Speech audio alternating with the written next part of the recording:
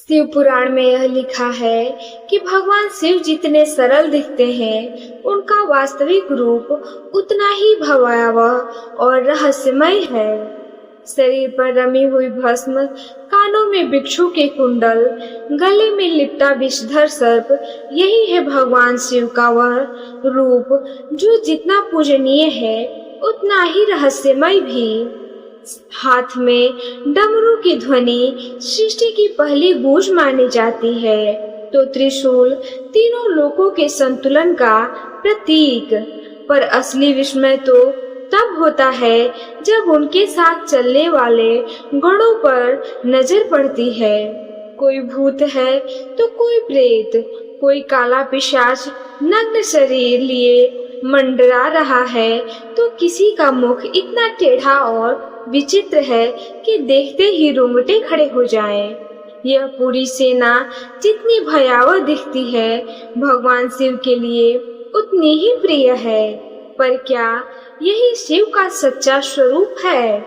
नहीं, यह तो केवल एक भ्रम है, एक माया जो उस निराकार अविनाशी सत्ता ने स्वयं ओढ़ रखी है। वह परम तत्व जिसका ना आदि है ना अंत, इस सृष्टि के आरंभ से पहले भी विद्यमान था। जब ब्रह्मा और विष्णु का प्राकंड्य हुआ, तो दोनों ने अपने अपने अस्तित्व खोज में स्वयं को श्रेष्ठ सिद्ध करने का प्रयास किया, पर वह खोज अधूरी रह गई। अंततः दोनों को उन अनंत अकल्पनीय ज्योति के आगे नतमस्तक होना पड़ा, और यहीं से आरंभ हुई शिवलिंग की उपासना, जिसका रहस्य आज भी उतना ही गहन है। शिव पुराण के पन्नों में ऐसे अनगिनत रहस्य छुपे हैं। पापी अपने कर्मों का फल किस प्रकार भोगते हैं, नरक की वे भयंकर सजाएं जिनकी कल्पनाएं मात्र से देह कांप उठे, माता पार्वती की वह कठिन परीक्षा, जिसके बाद हुआ वह दिव्य विवाह, जिसे देखने के लिए तीनों लोग एक साथ उमड़ पड़े थे। और इन सब के परे भगवान शिव के उन 28 अवतारों का रहस्य, जिनके विषय में बहुत ही कम लोग जानते हैं। यही सारी कथाएं अब आपके सामने खुलने वाली है, तो इस कथा के अंत तक बने रहिए। अगर आप लोग इस चैनल पर नए हैं तो चैनल को अभी सब्सक्राइब करें और वीडियो को लाइक करें। नैमिषारण्य में एकत्रित आर्षियों ने सूत जी से विनम्र होकर कहा, हे महाज्ञानी, कलयुग के मनुष्यों के कल्याण का सबसे सरल और सर्वोत्तम मार्ग हमें बताइए, जिससे पापों का नाश हो, मन शुद्ध हो और भगवान शिव के प्रति हो सके। तब सूत जी मुस्कुराए और बोले, रथवर, आपने अत्यंत कल्याणकारी प्रश्न पूछा है। समस्त शास्त्रों का सार, कलयुग का महान उपाय और स्वयं भगवान शिव का वांग्मय स्वरूप है। शिव पुराण, इसके श्रवण मात्र से और पाठ से मनुष्य का पाप नष्ट होते हैं, शिव भक्ति जागृत होती है और अंततः वह शिव लोक का अधिकारी बन जाता है। इतना कहकर सूत जी ने शिव पुराण की दिव्य कथा का आरंभ किया। शौनक आर्षि ने सूत जी से पूछा, यदि शिव पुराण इतना महान है, तो क्या कलयुग के सबसे बड़े पापी भी इसके प्रभाव से मुक्त हो सकते हैं? सूत जी बोले, हाँ, जो व्यक्ति काम, क्रोध, लोभ, छल, हिंसा और अधर्म में डूबा हुआ हो, वह भी श्रद्धा पूर्वक शिव पुराण का श्रवण करे तो उसके भी पाप नष्ट हो सकते हैं। इस सत्य को सिद्ध करने के लिए मैं तुम्हें एक प्राचीन घटना सुनाता हूँ। प्राचीन काल में किरात नगर में देवराज नाम का एक ब्राह्मण रहता था। वह वेद विहीन, लालची और अत्यंत दुष्ट स्वभाव का था। लोगों को धोखा देकर धन लूटना उसका काम था। एक दिन उसकी भेंट शोभा नाम की एक वेश्या से हुई। वह उसके प्रेम में इतना अंधा हो गया कि माता पिता और पत्नी की बात तक ना मानी। अंततः लोभ और मोह में उसने अपने ही माता पिता और पत्नी की हत्या कर दी। उनका धन भी वेश्या को सौंप दिया। इसके बाद वह मद्यपान, अभक्ष्य भोजन और अनेक पापों में डूब गया। कुछ समय बाद भाग्यवश वह प्रतिष्ठानुपुर के एक प्राचीन शिव मंदिर पहुंचा। उसी समय वहां शिव पुराण की कथा चल रही थी। संयोग से देवराज को तेज ज्वर हो गया और वह मंदिर में ही ठहर गया। लगभग 1 महीने तक वह बिस्तर पर पड़े पड़े अनजाने में शिव पुराण की कथा सुनता रहा। अंततः उसकी मृत्यु हो गई। मृत्यु के बाद यमदूत के दूत उन्हें बांधकर यमलोक ले जाने लगे। तभी भगवान शिव के तेजस्वी गण का वहां प्रभाव पड़ा और प्रकट हुए। उन्होंने यमदूतों को रोक दिया और कहा, यह 1 महीने तक शिव पुराण का श्रवण कर चुका है, इसलिए अब इस पर यमराज का नहीं, स्वयं भगवान शिव का अधिकार है। शिवगण देवराज को दिव्य विमान में बैठाकर कैलाश ले गए। यमराज ने भी अपनी दिव्य दृष्टि से सब जानकर शिव का सम्मान किया और कोई विरोध नहीं किया।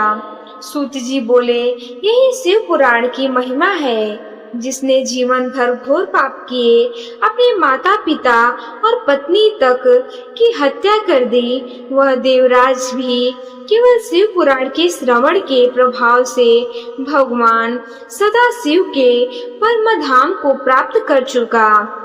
अब शिव पुराण की यह अद्भुत यात्रा वास्तव में शुरू होने जा रहा है। कथा को अंत तक जरूर देखें, क्योंकि शिव पुराण को अधूरा छोड़ने भी एक महापाप है। अगर आप भगवान शिव के सच्चे भक्त हैं तो कमेंट में लिखें हर हर महादेव। तो चलिए अब हम लोग भगवान शिव के निराकार स्वरूप का रहस्य जानते हैं। भगवान शिव के निराकार स्वरूप का रहस्य क्या आपने कभी सोचा है कि आखिर भगवान शिव की पूजा शिवलिंग के रूप में ही क्यों की जाती है, और क्या हुआ जब ब्रह्मा विष्णु के बीच भयंकर युद्ध हुआ और कैसे काल भैरव ने उनका अहंकार चूर चूर कर दिया। आइए जानते हैं। सूत जी बोले, हे सौनक, यदि कोई व्यक्ति शिव पुराण का नियमित श्रवण, कीर्तन या मनन करने में समर्थ ना हो तो वह श्रद्धा पूर्वक शिवलिंग या भगवान शिव की मूर्ति की स्थापना करके प्रतिदिन उनकी पूजा करे। सच्ची भक्ति से की गई पूजा भी मनुष्य को संसार सागर से पार लगाने और भगवान शिव की कृपा प्राप्त कराने में समर्थ है। यह सुनकर राशि के मन में एक प्रश्न उठा। उन्होंने पूछा, अन्य सभी देवताओं की पूजा केवल मूर्ति में होती है, लेकिन भगवान शिव की पूजा शिवलिंग और मूर्ति दोनों के रूप में क्यों की जाती है? सूत जी बोले, यह अत्यंत गढ़ रहस्य है। भगवान शिव की एकमात्र ऐसे परम तत्व हैं जो निराकार हैं और साकार भी।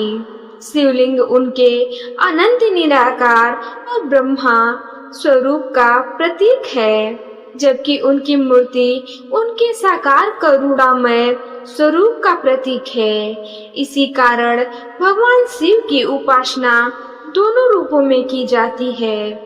फिर सूत जी ने बताया कि यही प्रश्न एक समय ब्रह्मर्षि सनत कुमार ने नंदिकेश्वर से पूछा था। नंदिकेश्वर ने उत्तर दिया, इस रहस्य को समझने के लिए उस अद्भुत घटना को जानना आवश्यक है जब स्वयं ब्रह्मा और भगवान विष्णु के बीच श्रेष्ठता को लेकर विवाद उत्पन्न हुआ था। उन्होंने कहा, दोनों के अनुकहन का अंत करने और समस्त जगत को सत्य का ज्ञान कराने के लिए भगवान सदाशिव उनके मध्य एक अनंत अग्नि स्तंभ के रूप में प्रकट हुए। वही दिव्य ज्योति स्तंभ आगे चलकर शिवलिंग के रूप में प्रसिद्ध हुआ। तभी से भगवान शिव के निराकार स्वरूप की पूजा शिवलिंग के रूप में और साकार स्वरूप की पूजा उनकी दिव्य मूर्ति के रूप में होने लगी।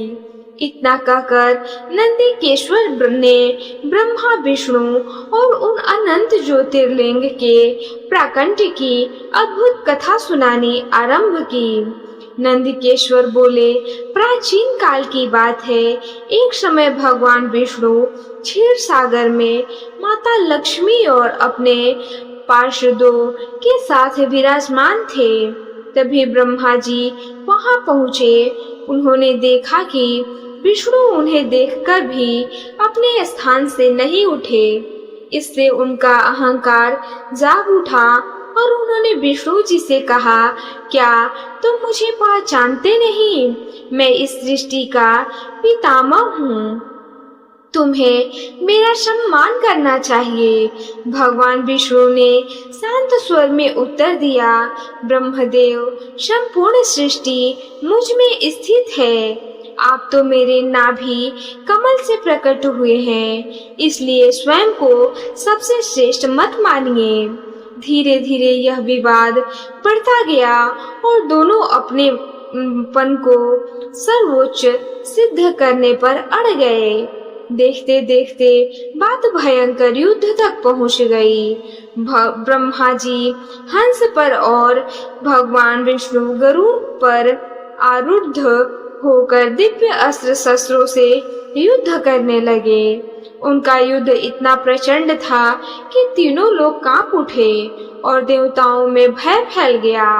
जब ब्रह्मा जी ने पाशुपत अस्त्र और भगवान विष्णु ने महेश्वर अस्त्र का संधान किया, तब समस्त ब्रह्मांड के विनाश का संकट खड़ा हो गया। भयभीत देवताओं ने समझ लिया कि यदि यह युद्ध नहीं रुका तो सृष्टि का संतुलन नष्ट हो जाएगा।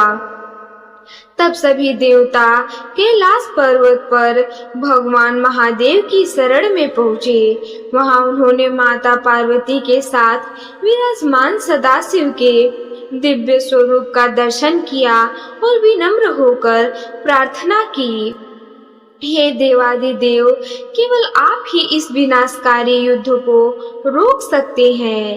कृपया करके ब्रह्मा और विष्णु के अहंकार का अंत कर संसार की रक्षा कीजिए। देवताओं की प्रार्थना सुनकर भगवान शिव मुस्कुराए। वे जानते थे कि अब समय आ गया है जब दोनों देवताओं को अपने वास्तविक स्वरूप का बोध कराया जाए। भगवान शिव ने देवताओं से कहा, मैं ब्रह्मा और विष्णु के बीच चल रहे इस विवाद से पहले ही परिचित हूँ। अब समय आ गया है कि उनके अहंकार का अंत किया जाए। इतना कहकर वे माता पार्वती और अपने गणों के साथ युद्ध भूमि की ओर चल पड़े। जब शिव वहां पहुंचे तब ब्रह्मा और विष्णु अपनेपन दिव्य अस्त्रों या प्रयोग करने की ही वाले थे। उन अस्त्रों की ज्वाला से तीनों लोग विनाश के कगार पर पहुंच चुके थे। उसी क्षण भगवान सदाशिव दोनों के बीच एक अत्यंत तेजोमय अग्नि स्तंभ के रूप में प्रकट हो गए। उनके प्रकट होते ही दोनों दिव्य अस्त्र तुरंत शांत हो गए और समस्त ब्रह्मांड में शांति छा गई।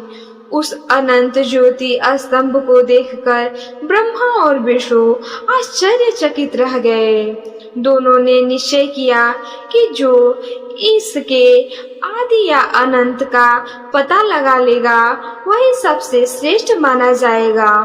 भगवान विष्णु वराह रूप धारण करके उनकी जड़ खोजने पाताल की ओर चले गए, जबकि ब्रह्मा जी हंस का रूप धारण कर उसके शिखर की खोज में आकाश की ओर पहुंच चले। बहुत प्रयास करने के बाद भी भगवान विष्णु को उस ज्योति स्तंभ का अंत नहीं मिला। वे लौट आए और स्वीकार कर लिया कि यह दिव्य स्तंभ अनंत और है। दूसरी ओर ब्रह्मा जी को मार्ग केतकी का पुष्प मिला। उन्होंने उससे झूठी गवाही देने की आग्रह किया कि वे स्तंभ का स्थिर शिखर देख चुके हैं। केतकी ने भी उनके कहने पर असत्य का साथ दे दिया। जब ब्रह्मा जी ने स्वयं को विजेता घोषित किया, तभी उस अनंत ज्योतिर्लिंग से स्वयं भगवान महादेव प्रकट हुए।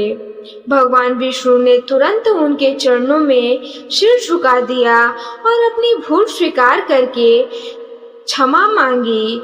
उनकी सत्य निष्ठा से प्रसन्न होकर भगवान शिव ने कहा, हे विष्णु, तुमने सत्य का साथ दिया है, इसलिए संसार में तुम्हारी भी मेरे साथ श्रद्धा और पूजा हो जाएगी। लेकिन ब्रह्मा जी ने असत्य और अहंकार का निर्णय अभी शेष था।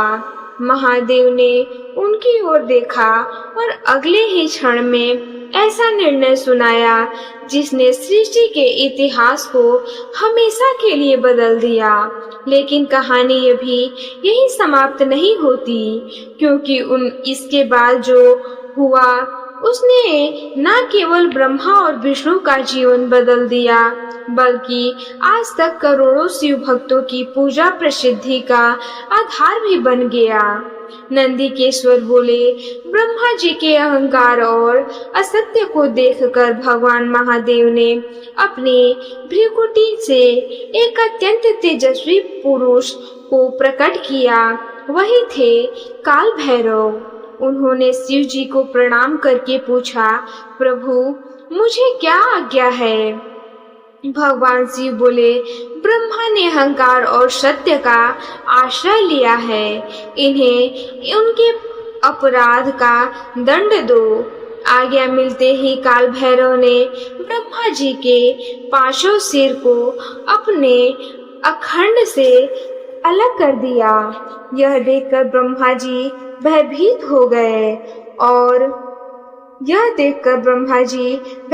हो गए। उसी समय भगवान विष्णु ने महादेव के चरणों में गिरकर विनती करने लगी, प्रभु, ब्रह्मा जी से भूल हो गई, कृपया करके इन्हें क्षमा कर दीजिए। भगवान शिव विष्णु की प्रार्थना से प्रसन्न हुए और ब्रह्मा जी को जीवन दान देते हुए बोले, अहंकार और असत्य के कारण पृथ्वी पर तुम्हारी व्यापक पूजा नहीं होगी और तुम्हारे मंदिर भी अत्यंत दुर्लभ होंगे। फिर भी यज्ञ और वैदिक अनुष्ठान तुम्हारे बिना पूर्ण नहीं माने जाएंगे। इसके बाद महादेव ने केतकी पुष्प की ओर देखा और कहा, तुमने असत्य का साथ दिया है, इसलिए मेरी पूजा में तुम्हारा अर्पण स्वीकार नहीं होगा। केतकी ने पश्चाताप करते हुए क्षमा मांगी। उसकी विनम्रता प्रार्थना से प्रसन्न होकर भगवान शिव ने कहा, यद्यपि मेरी प्रत्यक्ष पूजा में तुम्हारा उपयोग नहीं होगा, फिर भी अन्य देवताओं की पूजा में तुम्हें सम्मान मिलेगा और मंदिरों की सजावट में तुम्हारा स्थान बना रहेगा। इस प्रकार भगवान महादेव ने सत्य और धर्म की स्थापना करते हुए अहंकार तथा असत्य का उचित दंड दिया और समस्त देवताओं के सामने यह सिद्ध कर दिया कि सत्य ही परम धर्म है। नंदीकेश्वर बोले, भगवान महादेव के प्रकट होने के बाद ब्रह्मा और भगवान विष्णु का सारा अहंकार समाप्त हो गया। दोनों ने हाथ जोड़कर भगवान शिव को प्रणाम किया और अत्यंत श्रद्धा से उनका पूजा किया। महादेव ने प्रसन्न होकर उनकी भक्ति स्वीकार की और पूजन में अर्पित दिव्य वस्तुओं को अपने गणों में बांट दिया, ताकि संसार को यह शिक्षा मिले कि प्राप्ति संपत्ति का उपयोग सदैव दूसरों के हित में ही होनी चाहिए। तब भगवान शिव बोले, आज का यह दिन अत्यंत पवित्र है। आज तुम दोनों ने जिस भाव से मेरी आराधना की है, उसी कारण यह तिथि युगों युगों तक महाशिवरात्रि के नाम से प्रसिद्ध होगी।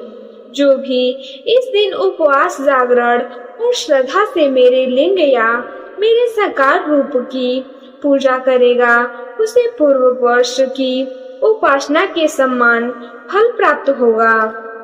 महादेव ने आगे कहा, जिस अनंत ज्योतिर्लिंग के रूप में मैं आज प्रकट हुआ हूँ, वही आगे चलकर संसार के कल्याण के लिए पूजनीय होगा। यह अनंत ज्योति स्तंभ अब छोटे शिवलिंग के रूप में स्थापित होगा, ताकि सभी प्राणी उसका दर्शन और पूजन कर सके। इसके दर्शन, स्पर्श, ध्यान और पूजा से मनुष्य भोग भी प्राप्त करेगा और अनंत मोक्ष का अधिकार भी बनेगा। भगवान शिव ने उस दिव्य स्थान को आशीर्वाद देते हुए कहा, यह क्षेत्र अरुणाचल के नाम से प्रसिद्ध होगा। यहाँ किया गया जप, तप, दान और पूजा असंख्य गुना फल देने वाली होगी। जो श्रद्धा से निवास करेगा, दर्शन करेगा या मेरा स्मरण करेगा, वह मेरी विशेष कृपा का पात्र बनेगा। इसके बाद महादेव ने अपने अमृतमय तेज से युद्ध में मारे गए सभी देवों और सैनिकों को पुनः जीवित कर दिया। फिर उन्होंने ब्रह्मा और विष्णु से कहा, मेरे दो स्वरूप हैं, साकार और निष्कार। निराकार शिवलिंग में निराकार अनंत और परम ब्रह्म स्वरूप का प्रतीक है, जबकि मेरा विग्रह मेरे साकार स्वरूप का प्रतीक है। इसलिए मेरी उपासना इन दोनों रूपों में की जाती है। भगवान शिव ने आगे कहा, तुम दोनों और अनन्य सभी देवता अपने कार्य मेरे आदेश और मेरी शक्ति से ही करते हो। सृष्टि, पालन, संहार, तिरोभाव और अनुग्रह, यह पांचों दिव्य कार्य वास्तव में मेरे ही हैं। तुम्हारे मन में जो श्रेष्ठता का अहंकार उत्पन्न हुआ था, उसे दूर करने के लिए ही मैं इस ज्योतिर्लिंग के रूप में प्रकट हुआ था। अंत में महादेव ने कहा, जहाँ जहाँ श्रद्धा पूर्वक मेरे शिवलिंग की स्थापना होगी, वहाँ मैं स्वयं उपस्थित रहूंगा। जो भक्त श्रद्धा से शिवलिंग की पूजा करेगा, वह धीरे धीरे मेरे समीप पहुंचकर अंततः मेरे साथ एकत्व को प्राप्त करेगा। इसलिए शिवलिंग की स्थापना और उनकी भक्ति से की गई पूजा समस्त प्राणियों के लिए कल्याण और मोक्ष का सर्वोत्तम मार्ग है। ब्रह्मा और भगवान विष्णु ने विनम्र होकर भगवान शिव से पूछा, हे प्रभु, सृष्टि के 5 दिव्य कार्यों का वास्तविक रहस्य हमें बताइए। भगवान शिव बोले, इस संपूर्ण सृष्टि का संचालन 5 कृत्यों से होता है। सृष्टि स्थिति, अहम, संहार, तिरोभाव और अनुग्रह। सृष्टि अर्थात उत्पत्ति, स्थिति अर्थात पालन, संहार अर्थात विनाश, तिरोभाव अर्थात जीव का एक अवस्था से दूसरी अवस्था में जाना और अनुग्रह अर्थात मोक्ष प्रदान करना। इस पांचों में से अनुग्रह केवल मेरा कार्य है। महादेव ने आगे कहा, सृष्टि और पालन का कार्य मैंने तुम्हें सौंपा है, जबकि संहार और तिरोभाव का कार्य रुद्र और महेश को प्राप्त है। लेकिन जीवों को मोक्ष देने का अधिकार केवल मेरे पास है। तुम्हारे भीतर जो अहंकार उत्पन्न हुआ था वह मेरे स्मरण से दूर हो जाएगा। इसलिए अब तुम दोनों मेरे स्वरूप ओम प्रवण का निरंतर जप करो। अगर अब तक की कथा आपके हृदय को स्पर्श कर रही हो तो वीडियो को यहीं छोड़कर मत जाइए। आगे जो प्रसंग आने वाले हैं वे शिव पुराण के सबसे अद्भुत और रहस्यमय से एक हैं और अंत में हम जानेंगे भगवान शिव के दिव्य अवतार के बारे में और वह कथा जिसे सुनकर स्वयं माता पार्वती आश्चर्यचकित रह गई थी। नरक में मिलने वाली सजा के बारे में जानेंगे। तो चलिए इस कथा को आगे बढ़ाते हैं।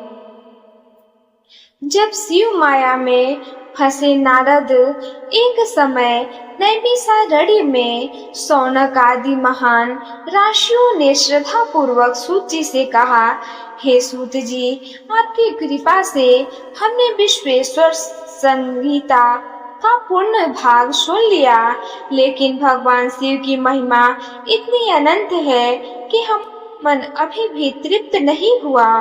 इसलिए अब हम भगवान शिव के दिव्य स्वरूप, उनकी लीलाओं, माता पार्वती के अवतार, उनके विवाह और उन रहस्यों को जानना चाहते हैं जिन्हें समझना देवताओं के लिए भी सरल नहीं है। ऋषियों ने आगे पूछा, सृष्टि की उत्पत्ति से पहले भगवान शिव किस स्वरूप में विराजमान रहते हैं? वे सृष्टि का संचालन कैसे करते हैं? अपने भक्तों पर वे किस प्रकार कृपा करते हैं? और ब्रह्मा, विष्णु तथा महेश के प्राकट्य का रहस्य क्या है? कृपया इन सभी दिव्य प्रसंगों का विस्तार से वर्णन कीजिए। ऋषियों की जिज्ञासा सुनकर सूत जी प्रसन्न हुए और बोले, आपने अत्यंत कल्याणकारी प्रश्न पूछे हैं। भगवान शिव की कथा का श्रवण, उसका वर्णन और उसके विषय में प्रश्न करना, यह तीनों ही मनुष्य को पवित्र करते हैं। अब मैं आपकी जिज्ञासा के अनुसार भगवान शिव की दिव्य लीलाओं का वर्णन करूंगा। फिर सूत जी बोले, हे मुनि श्रेष्ठ हो, जैसे आप भगवान शिव के रहस्यों को जानना चाहते हैं, ठीक उसी प्रकार प्राचीन काल में देवर्षि नारद ने भी अपने पिता ब्रह्मा जी से यही प्रश्न किए थे। उन प्रश्नों को सुनकर ब्रह्मा जी अत्यंत प्रसन्न हुए और उन्होंने भगवान सदाशिव की दिव्य महिमा का वर्णन करना आरंभ किया। सूत जी के मुख से यह सुनकर सभी आर्षियों की उत्सुकता और बढ़ गई।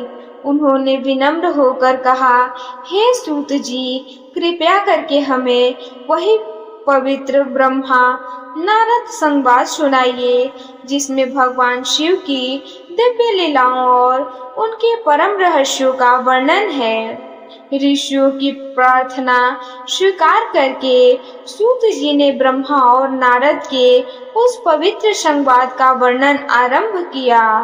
सूत जी बोले, हे मुनियों, एक समय ब्रह्मा जी के पुत्र देवर्षि नारद ने कठोर तपस्या करने का निश्चय किया। वे हिमालय की एक पवित्र गुफा में पहुँचे जहाँ गंगा जी का निर्मल प्रवाह बहता था। वहीं उन्होंने एकांत में भगवान शिव का ध्यान करते हुए गहन समाधि धारण कर ली। देवर्षि नारद जी की कठोर तपस्या देखकर देवराज इंद्र चिंतित हो उठे।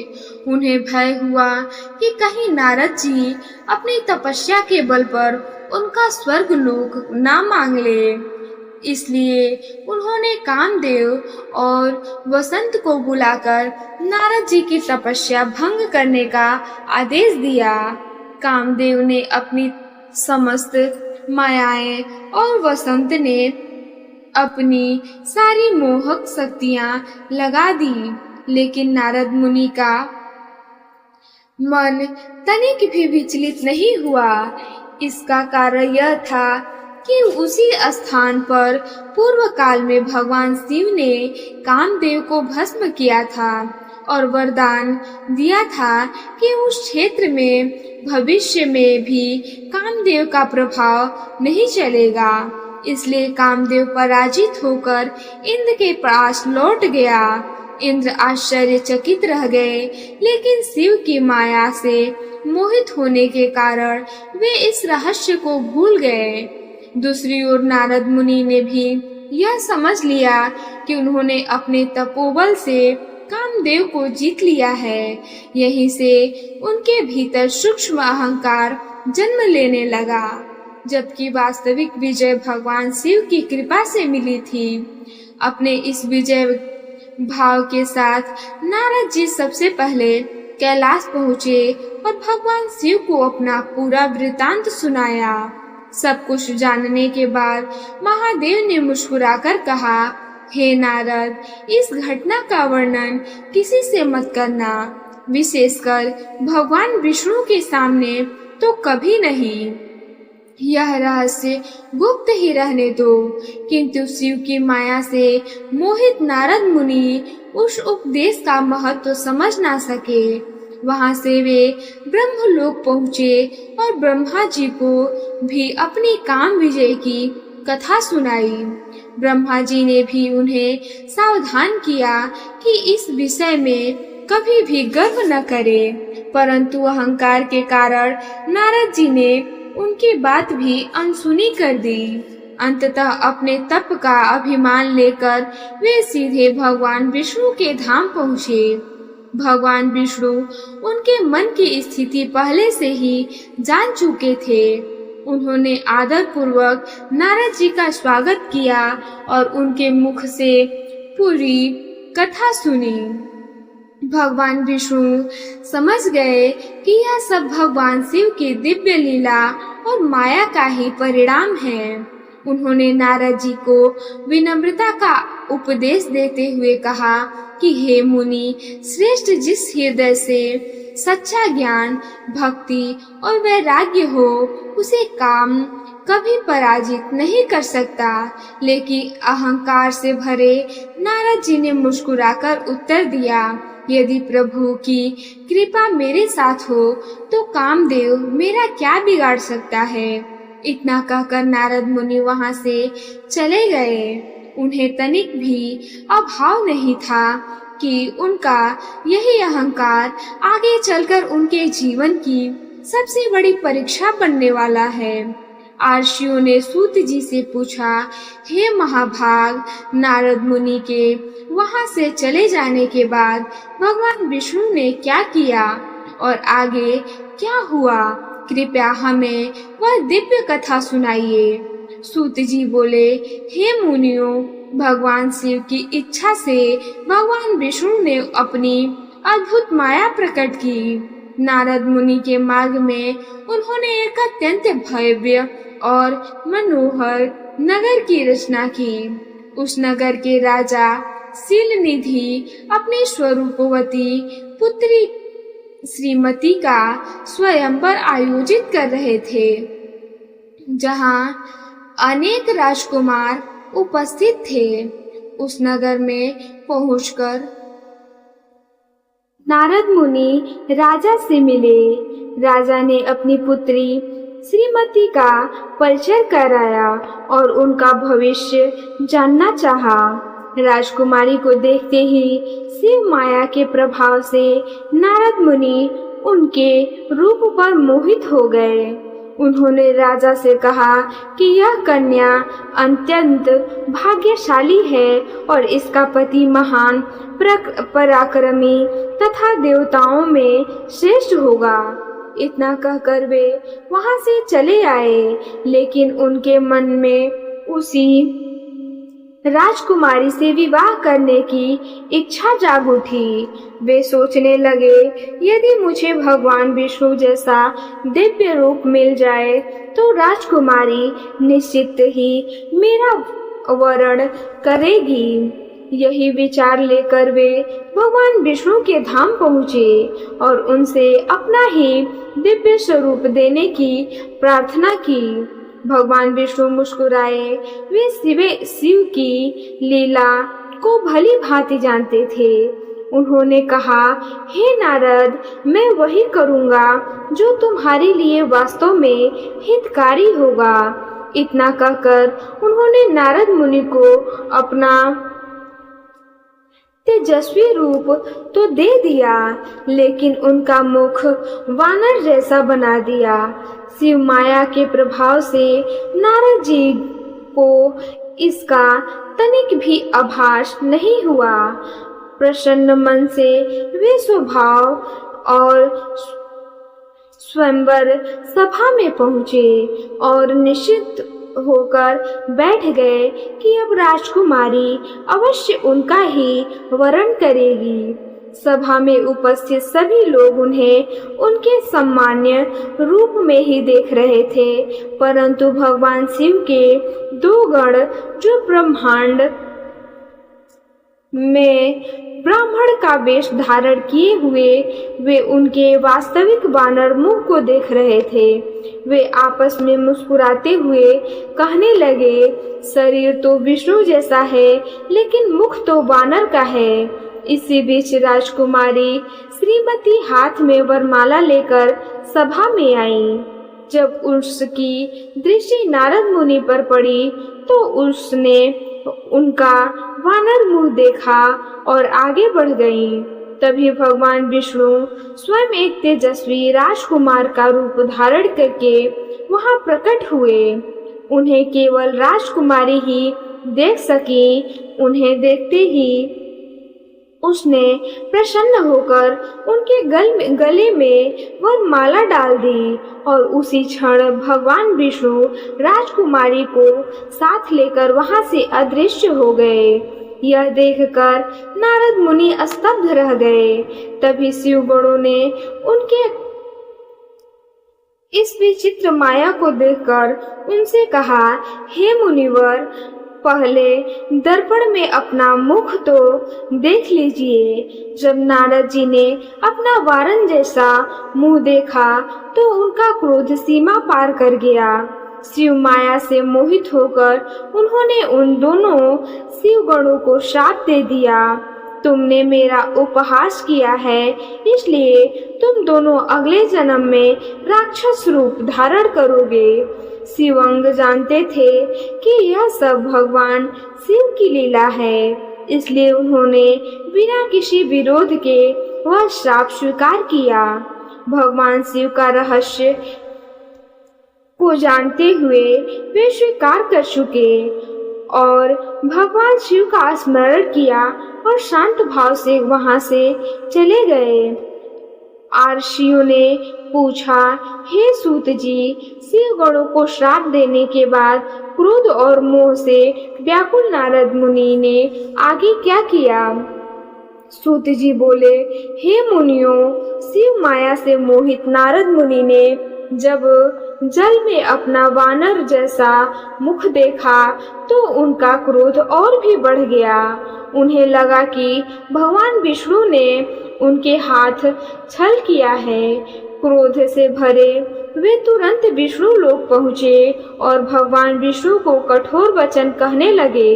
उन्होंने कहा, हे विष्णु, तुम अपनी माया से सबको भ्रमित करते हो। आज तुमने मेरे साथ भी छल किया है। जिस प्रकार तुमने मुझे स्त्री के मुंह में डालकर अपमानित किया है, उसी प्रकार तुम्हें भी मनुष्य रूप धारण करके अपनी पत्नी के वियोग में दुख का सहना पड़ेगा और जिन वानरों जैसा तुमने मेरा मुंह बनाया था वही वानर उस समय तुम्हारे सहायक बनेंगे। नारद का यह शाप सुनकर भगवान विष्णु शांत रहे। उन्होंने बिना किसी विरोध के उस श्राप को स्वीकार कर लिया, क्योंकि वे जानते थे कि यह सब भगवान शिव की ही लीला है। उसी क्षण भगवान शिव ने अपनी माया का अवतरण हटा लिया। जैसे ही माया दूर हुई, नारद मुनि का मोह समाप्त हो गया। उन्हें अपनी भूल का आभास हुआ और वे गहरे पश्चाताप से भरे उठे। वे तुरंत भगवान विष्णु के चरणों में गिर पड़े और बोले, हे प्रभु, मोहवश मैंने आपके प्रति कठोर वचन कहे और आपको श्राप तक दे दिया। मुझसे बहुत बड़ा अपराध हो गया है। कृपया मुझे क्षमा करें और बताइए कि इस पाप का प्रायश्चित कैसे होगा। भगवान विष्णु ने प्रेम पूर्वक उन्हें उठाया और कहा, हे नारद, शोक मत करो, यह सब भगवान शिव की इच्छा से हुआ है। तुमने पहले महादेव की आज्ञा की अवहेलना की थी, उसी का यह परिणाम है। अहंकार को दूर करने के लिए भगवान शिव ने अपनी माया से यह लीला रची है। फिर भगवान विष्णु ने कहा, भगवान शिव ही परम ब्रह्म हैं। उन्हीं की इच्छाओं से सृष्टि की रचना, पालन और संहार होता है। उनकी माया से देवता और असुर तक मोहित हो जाते हैं। इसलिए कभी भी अपने तप, ज्ञान या शक्ति का अभिमान नहीं करना चाहिए। उन्होंने आगे कहा, यदि तुम इस दोष से मुक्त होना चाहते हो तो भगवान शिव का निरंतर स्मरण करो, उनके पवित्र नामों का जप करो, शिव महिमा का श्रवण और कीर्तन करो तथा पूर्ण श्रद्धा से उनकी आराधना करो। शिव नाम का स्मरण बड़े से बड़े पाप का भी नाश कर देता है। शिव भक्ति से उनका मन पूरी तरह निर्मल हो चुका था। उसी समय भगवान शिव के वे दोनों गण उनके पास आए जिन्हें नारद जी ने क्रोधवश श्राप दिया था। उन्होंने विनम्रता पूर्वक नारद जी के चरण पकड़कर कहा, हे देवर्षि, हम दोनों वास्तव में भगवान शिव के गण हैं। उस समय आपकी बुद्धि शिव माया से मोहित थी, इसलिए आपने हमें श्राप दिया। हम जानते हैं कि इसमें किसी का दोष नहीं, यह सब भगवान शिव की इच्छा से हुआ है। अब कृपया करके हमारे उद्धार का उपाय बताइए।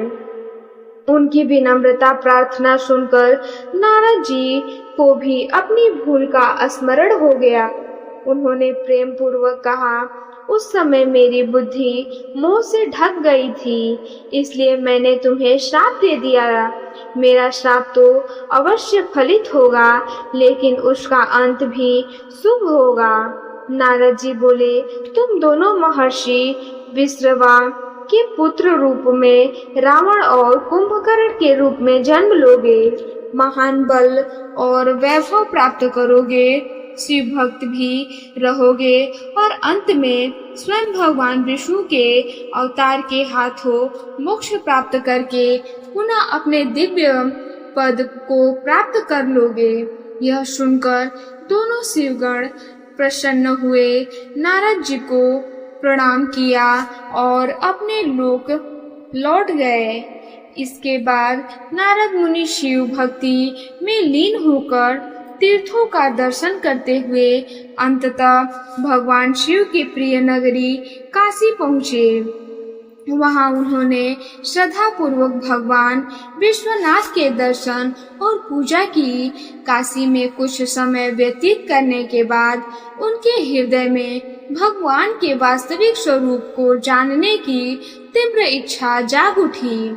इसी उद्देश्य से वे ब्रह्मलोक पहुँचे। ब्रह्मा जी को प्रणाम और स्तुति करने के बाद उन्होंने विनम्रता पूर्वक कहा, हे पितामह, आपकी कृपा से मैंने भगवान विष्णु का महात्म्य और अनेक अधिकमय मार्गों का ज्ञान प्राप्त किया है, लेकिन अभी तक मैं भगवान शिव के वास्तविक तथ्य और उनकी उपासना का रहस्य नहीं जान पाया हूँ।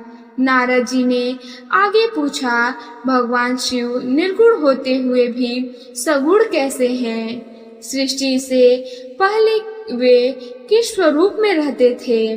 सृष्टि के पालन और संहार में उनकी क्या भूमिका है और वे अपने भक्तों पर किस प्रकार कृपा करते हैं? ब्रह्मा जी बोले, हे नारद, तुमने अत्यंत कल्याणकारी प्रश्न पूछा है। अब मैं तुम्हें उस दिव्य शिव तत्व का वर्णन करता हूँ जिसका पूर्ण रहस्य न मैं जान पाया हूँ और न भगवान विष्णु और न ही कोई अन्य देवता। प्रलय काल में जब संपूर्ण सृष्टि नष्ट हो गई थी, तब ना सूर्य था, ना चंद्रमा, ना दिन और ना रात, ना ही पृथ्वी, ना जल, ना वायु और ना ही अग्नि। चारों ओर केवल असीम अंधकार व्याप्त था।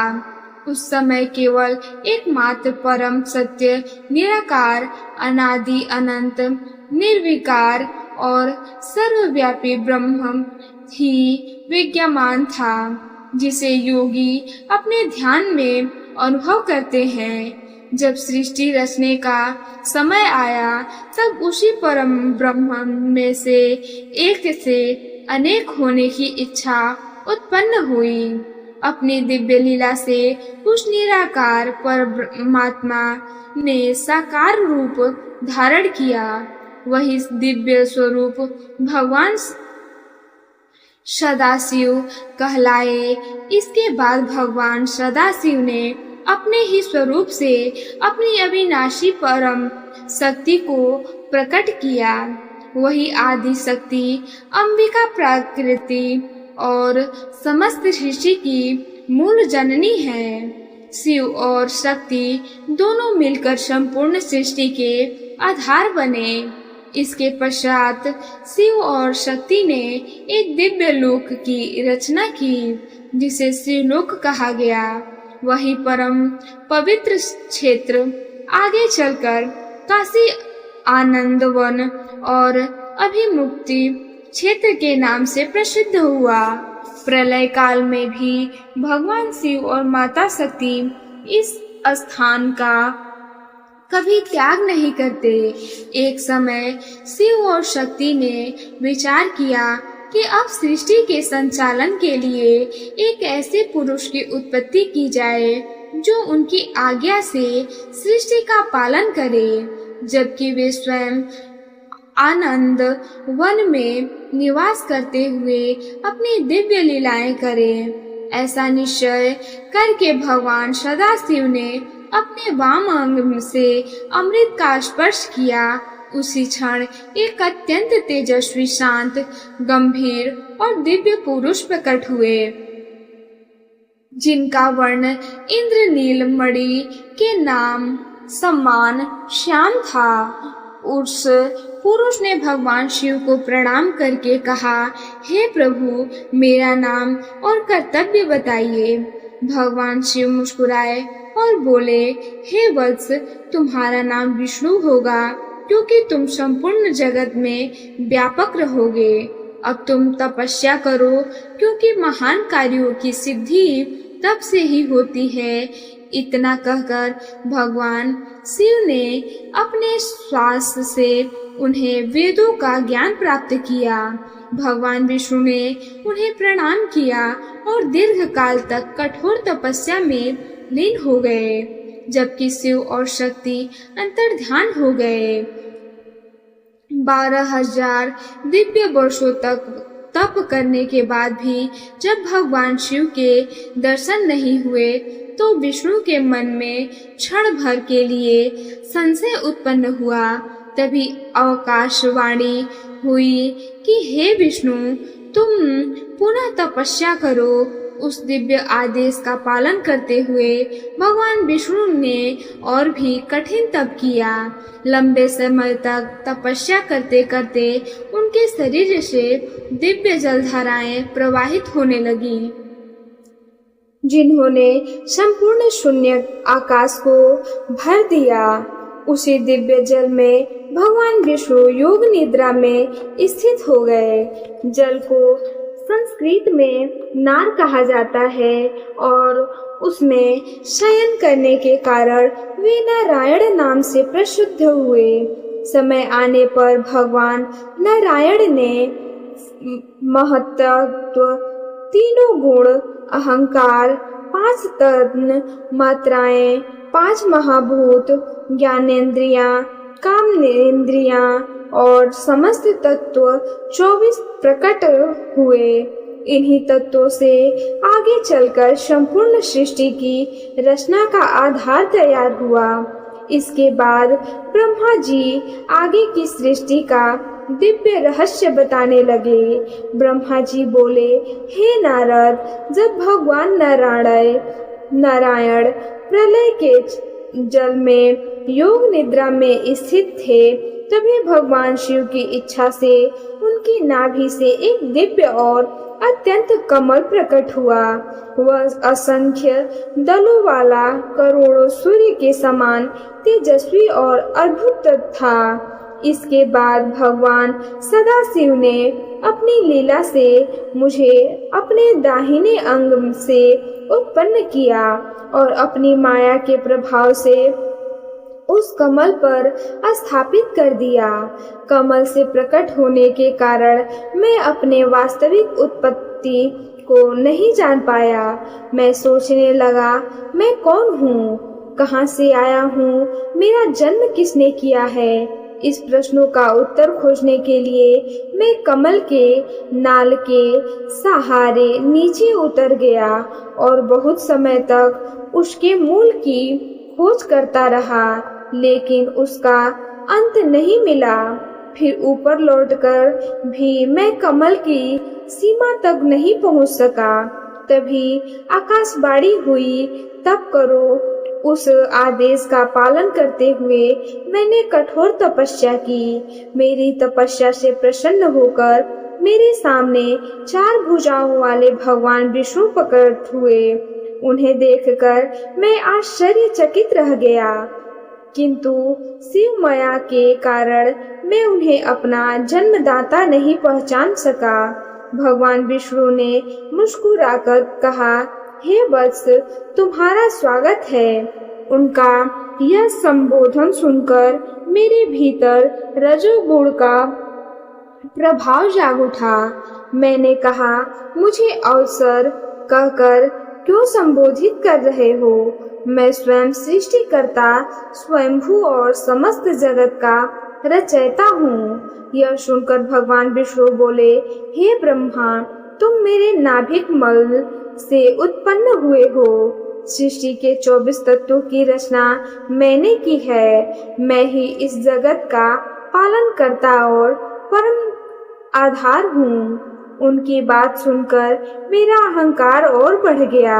मैंने भी उन्हें चुनौती दी और हम दोनों अपनेपन श्रेष्ठ होने का दावा करते हुए विवाद करने लगे। उसी समय एक महान अर्षि प्रकट हुए। उन्होंने हमें बताया कि ओम ही भगवान शिव का वाचक है और उसी प्रणव से संपूर्ण सृष्टि का रहस्य प्रकट होता है।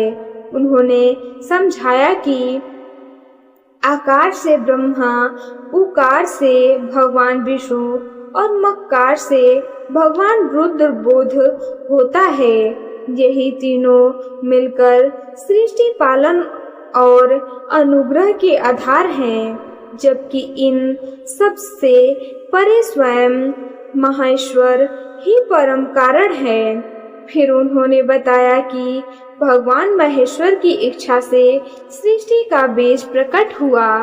उसी से दिव्य हिरण्यगर्भ अर्थात ब्रह्मांड अंड की उत्पत्ति हुई। समय आने पर वह 2 भागों में विभाजित हुआ। उसका ऊपरी भाग स्वर्गलोक बना और निचला भाग पृथ्वी। उसी से आगे सृष्टि के विस्तार का क्रम प्रारंभ हुआ।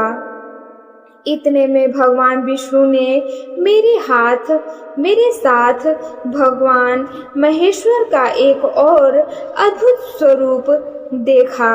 वह 5 मुखों 10 भुजाओं और दिव्य तेज से प्रकाशित हुआ। कर्पूर के समान गौर वर्ण वाले उस परम दिव्य स्वरूप को देखकर हम दोनों कृतार्थ हो गए। तब भगवान महेश्वर ने अपना दिव्य स्तब्धमय स्वरूप भी प्रकट किया। हमने अनुभव किया कि संपूर्ण वर्णमाला, प्रणव और समस्त वेद मंत्र वास्तव में उन्हीं के स्वरूप के अंग है। समस्त मंत्रों और वेदों का मूल भी वही महेश्वर है। इसके बाद शिव भगवान विष्णु ने गायत्री मंत्र, पंचाक्षर मंत्र, ओम नमः शिवाय, महामृत्युंजय मंत्र तथा अन्य दिव्य शैव मंत्रों का साक्षात्कार किया और श्रद्धापूर्वक उनका जप करने लगे। अंत में हम दोनों ने सृष्टि, स्थिति और संहार के कारण सदाशिव सांब महेश्वर के उस परम दिव्य स्वरूप का दर्शन किया। उन्हें देखकर भगवान विष्णु और मैंने अत्यंत प्रसन्न होकर विनम्रता पूर्वक उनकी स्तुति आरंभ की। ब्रह्मा जी बोले, हे नारद, भगवान विष्णु द्वारा की गई स्तुति से प्रसन्न होकर करुणा मूर्ति भगवान महादेव माता उमा के साथ हमारे सामने प्रकट हुए। उनके 5 मुख, प्रत्येक मुख में 3 नेत्र, मस्तक पर अर्धचंद्र, जटाझुंड और वर्ण नीलकंठ और भस्म से सुशोभित दिव्य स्वरूप को देखकर हम दोनों धन्य हो गए। हमने श्रद्धा पूर्वक उन्हें प्रणाम किया। तब भगवान शिव ने प्रसन्न होकर भगवान विष्णु को वेदों का ज्ञान और परम दिव्य तत्व का उपदेश दिया। भगवान विष्णु ने वही ज्ञान मुझे भी प्रदान किया। ज्ञान प्राप्त करने के बाद भगवान विष्णु ने विनम्रता पूर्वक पूछा, हे प्रभु, आपकी आराधना किस प्रकार करनी चाहिए? आप किस प्रकार प्रसन्न होते हैं और आपकी आज्ञा से हम दोनों को कौन सा कार्य करना चाहिए? भगवान शिव बोले, हे देवग, मैं दोनों की भक्ति से अत्यंत प्रसन्न हूँ। मेरा यह लिंग स्वरूप सदा पूजनीय और ध्यान करने योग्य है। जो श्रद्धा से शिव की पूजा करेगा, मैं उसकी सभी मनोकामनाएं पूर्ण करूंगा और उसके सभी कष्ट दूर करूंगा।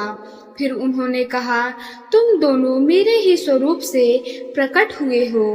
ब्रह्मा मेरे दाहिने अंग से और विष्णु मेरे वाम अंग से उत्पन्न हुए हैं। मैं तुम्हें वर देता हूँ कि तुम्हारी मेरी प्रति अटल भक्ति बनी रहे। भगवान शिव ने आगे आदेश दिया कि हे ब्रह्मा, तुम सृष्टि की रचना करो। हे विष्णु, तुम इस संपूर्ण जगत का पालन करो। मेरी आराधना करते हुए अपने अपने कर्तव्यों का पालन करना, तभी तुम सदैव सफल रहोगे। यह सुनकर भगवान विष्णु ने कहा, हे प्रभु, हमें किसी अन्य वर्ग की इच्छा नहीं है। बस आपकी भक्ति कभी हमसे दूर ना हो और आवश्यकता पड़ने पर आप हमारी सहायता करते रहें। भगवान शिव मुस्कुराकर बोले, मैं सृष्टि पालन और संहार का मूल कारण हूँ। व्यवहार के लिए ही मैं ब्रह्मा और विष्णु, रुद्र इन 3 रूपों में प्रकट होगा हूँ। किसी वास्तव में मैं एक ही निष्कल, निर्गुण और सच्चिदानंद परमाबंध हूँ। उन्होंने आगे कहा, समय आने पर मेरे ही अंश से रुद्र का प्रकट होंगे। उनमें और मुझ में कोई भेद नहीं है। जैसे एक ही स्वर्ण से अनेक आभूषण बनते हैं या एक ही मिट्टी से अनेक पात्र, वैसे ही नाम और रूप अलग हो सकते हैं पर तत्व एक ही रहता है। इसलिए शिव और रुद्र में कभी भेद मत मानना। इसके बाद भगवान शिव ने अपने कर कमलों से हम दोनों को स्पर्श कर अनेक दिव्य धर्मों का उपदेश दिया, उनके वरदान प्रदान किए और हमारे कल्याण का आशीर्वाद दिया। फिर भक्त वत्स भगवान शंभु, माता उमा सहित हमारे देखते ही देखते अंतर ध्यान हो गए। लेकिन क्या आप जानते हैं कि एक समय ऐसा भी आया जब स्वयं भगवान शिव ने माता पार्वती की परीक्षा ली और तब जो हुआ तीनों लोग कांप उठे। तो आइए जानते हैं, जब भगवान शिव ने पार्वती की परीक्षा ली, ब्रह्मा जी बोले, भगवान शिव ने स्वयं माता पार्वती की तपस्या की परीक्षा लेने का निश्चय किया। वे जटाधारी वृद्ध ब्राह्मण का वेश धारण करके हाथ में दंड और छत्र लेकर उस वन में पहुँचे जहाँ पार्वती अपनी सखियों के साथ कठोर तपस्या कर रही थी। उनका तेज ऐसा था कि पूरा वन प्रकाशित हो उठा। उस तेजस्वी ब्राह्मण को देखकर पार्वती ने आदर पूर्वक उनका स्वागत किया, विधि पूर्वक पूजन किया और विनम्रता से पूछा, हे ब्राह्मण देव, आप कौन हैं और इस वन में किस उद्देश्य से पधारे हैं? ब्राह्मण रूपधारी शिव बोले, मैं एक वृद्ध तपस्वी ब्राह्मण हूँ और संसार में भ्रमण कर रहा हूँ, किंतु पहले तुम अपना परिचय दो। तुम कौन हो? इस निर्जल वन में इतनी कठोर तपस्या क्यों कर रही हो? तुम्हारी आयु तो भोग विलास की है, फिर ऐसा कठिन व्रत किस लिए?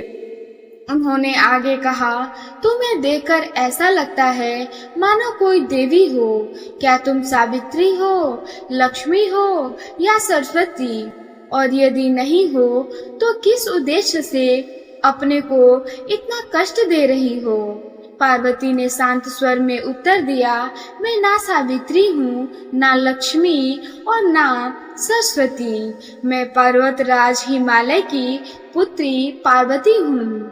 पूर्व जन्म में मैं दक्ष की पुत्री सती थी। पिता द्वारा भगवान शिव का अपमान सहन न कर पाने के कारण मैंने अपने शरीर त्याग दिया था। इस जन्म में मैं भी भगवान शिव को ही अपने पति के रूप में पाने का संकल्प लिया है। उन्होंने आगे कहा, कामदेव के भस्म होने के बाद भगवान शिव यहाँ से चले गए। तभी से मैं गंगा तट पर कठोर तप कर रही हूँ। इतने वर्षों की तपस्या के बाद भी जब मुझे अपने आराध्य के दर्शन नहीं हुए, तब मैंने अग्नि में प्रवेश करने का निश्चय कर लिया। आपको देखकर ही मैं कुछ क्षण रुक गई थी। इतना कहकर पार्वती अग्नि में प्रवेश करने लगे, किंतु उनके तप के प्रभाव से अग्नि चंदन के समान शीतल हो गई और उनका शरीर तनिक भी नहीं जला। यह देखकर ब्राह्मण ने मुस्कुराते हुए कहा, हे देवी, यदि तुम्हारी तपस्या से ना शरीर जला और ना अभी तक तुम्हारा मनोरथ पूरा हुआ, तो मुझे उसका कारण विस्तार से बताओ। यदि यह तप किसी अनुचित उद्देश्य के लिए है, तो इतना कठोर कष्ट उठाना व्यर्थ है। पार्वती ने अपनी प्रिय सखी विजय को संकेत किया। तब विजय बोली, हे प्रिय वर, यह मेरी सखी पार्वतराज हिमालय की पुत्री पार्वती है। 3000 वर्षों से केवल भगवान शिव को पति रूप में पाने के लिए कठोर तप कर रही है। इसने इंद्र, ब्रह्मा, विष्णु और अन्य सभी देवताओं का प्रस्ताव ठुकराकर केवल भगवान शंकर को ही अपना सर्वस्त्र माना है। यह तप भी देवर्षि नारद के उपदेश से ही आरंभ किया है। अब इसका एकमात्र मनोरथ भगवान शिव को पति स्वरूप में प्राप्त करना। विजया की पूरी बात सुनकर जटाधारी ब्राह्मण मुस्कुराए और बोले, यह सब सत्य है तो मैं स्वयं देवी पार्वती के मुख से यह सुनना चाहता हूँ। ब्रह्मा जी बोले। तब उस ब्राह्मण के ऐसा कहने पर देवी पार्वती स्वयं उनसे अपनी मन की बात कहने लगी। पार्वती बोली, हे द्विजज्ञ श्रेष्ठ, मेरी सखी ने जो कुछ भी कहा है वह पूर्ण सत्य है। मैंने मन, वचन और कर्म से केवल भगवान शंकर को ही अपना पति स्वीकार किया है। मैं जानती हूँ कि उन्हें प्राप्त करना अत्यंत कठिन है, फिर भी उसी उद्देश्य से यह कठोर तपस्या कर रही हूँ। ब्रह्मा जी बोले। पार्वती की यह बात सुनकर वह ब्राह्मण मुस्कुराकर बोला। ब्राह्मण बोले, हे देवी, अब मैं जान गया कि तुम किस उद्देश्य से इतना कठिन तप कर रही हो।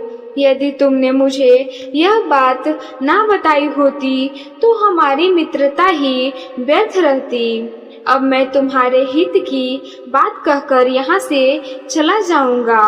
यह कहकर जब वह जाने लगे तब पार्वती ने उन्हें प्रणाम कर कहा, हे प्रियवर, कृपया कठिन रहें और मुझे उचित मार्ग बताइए।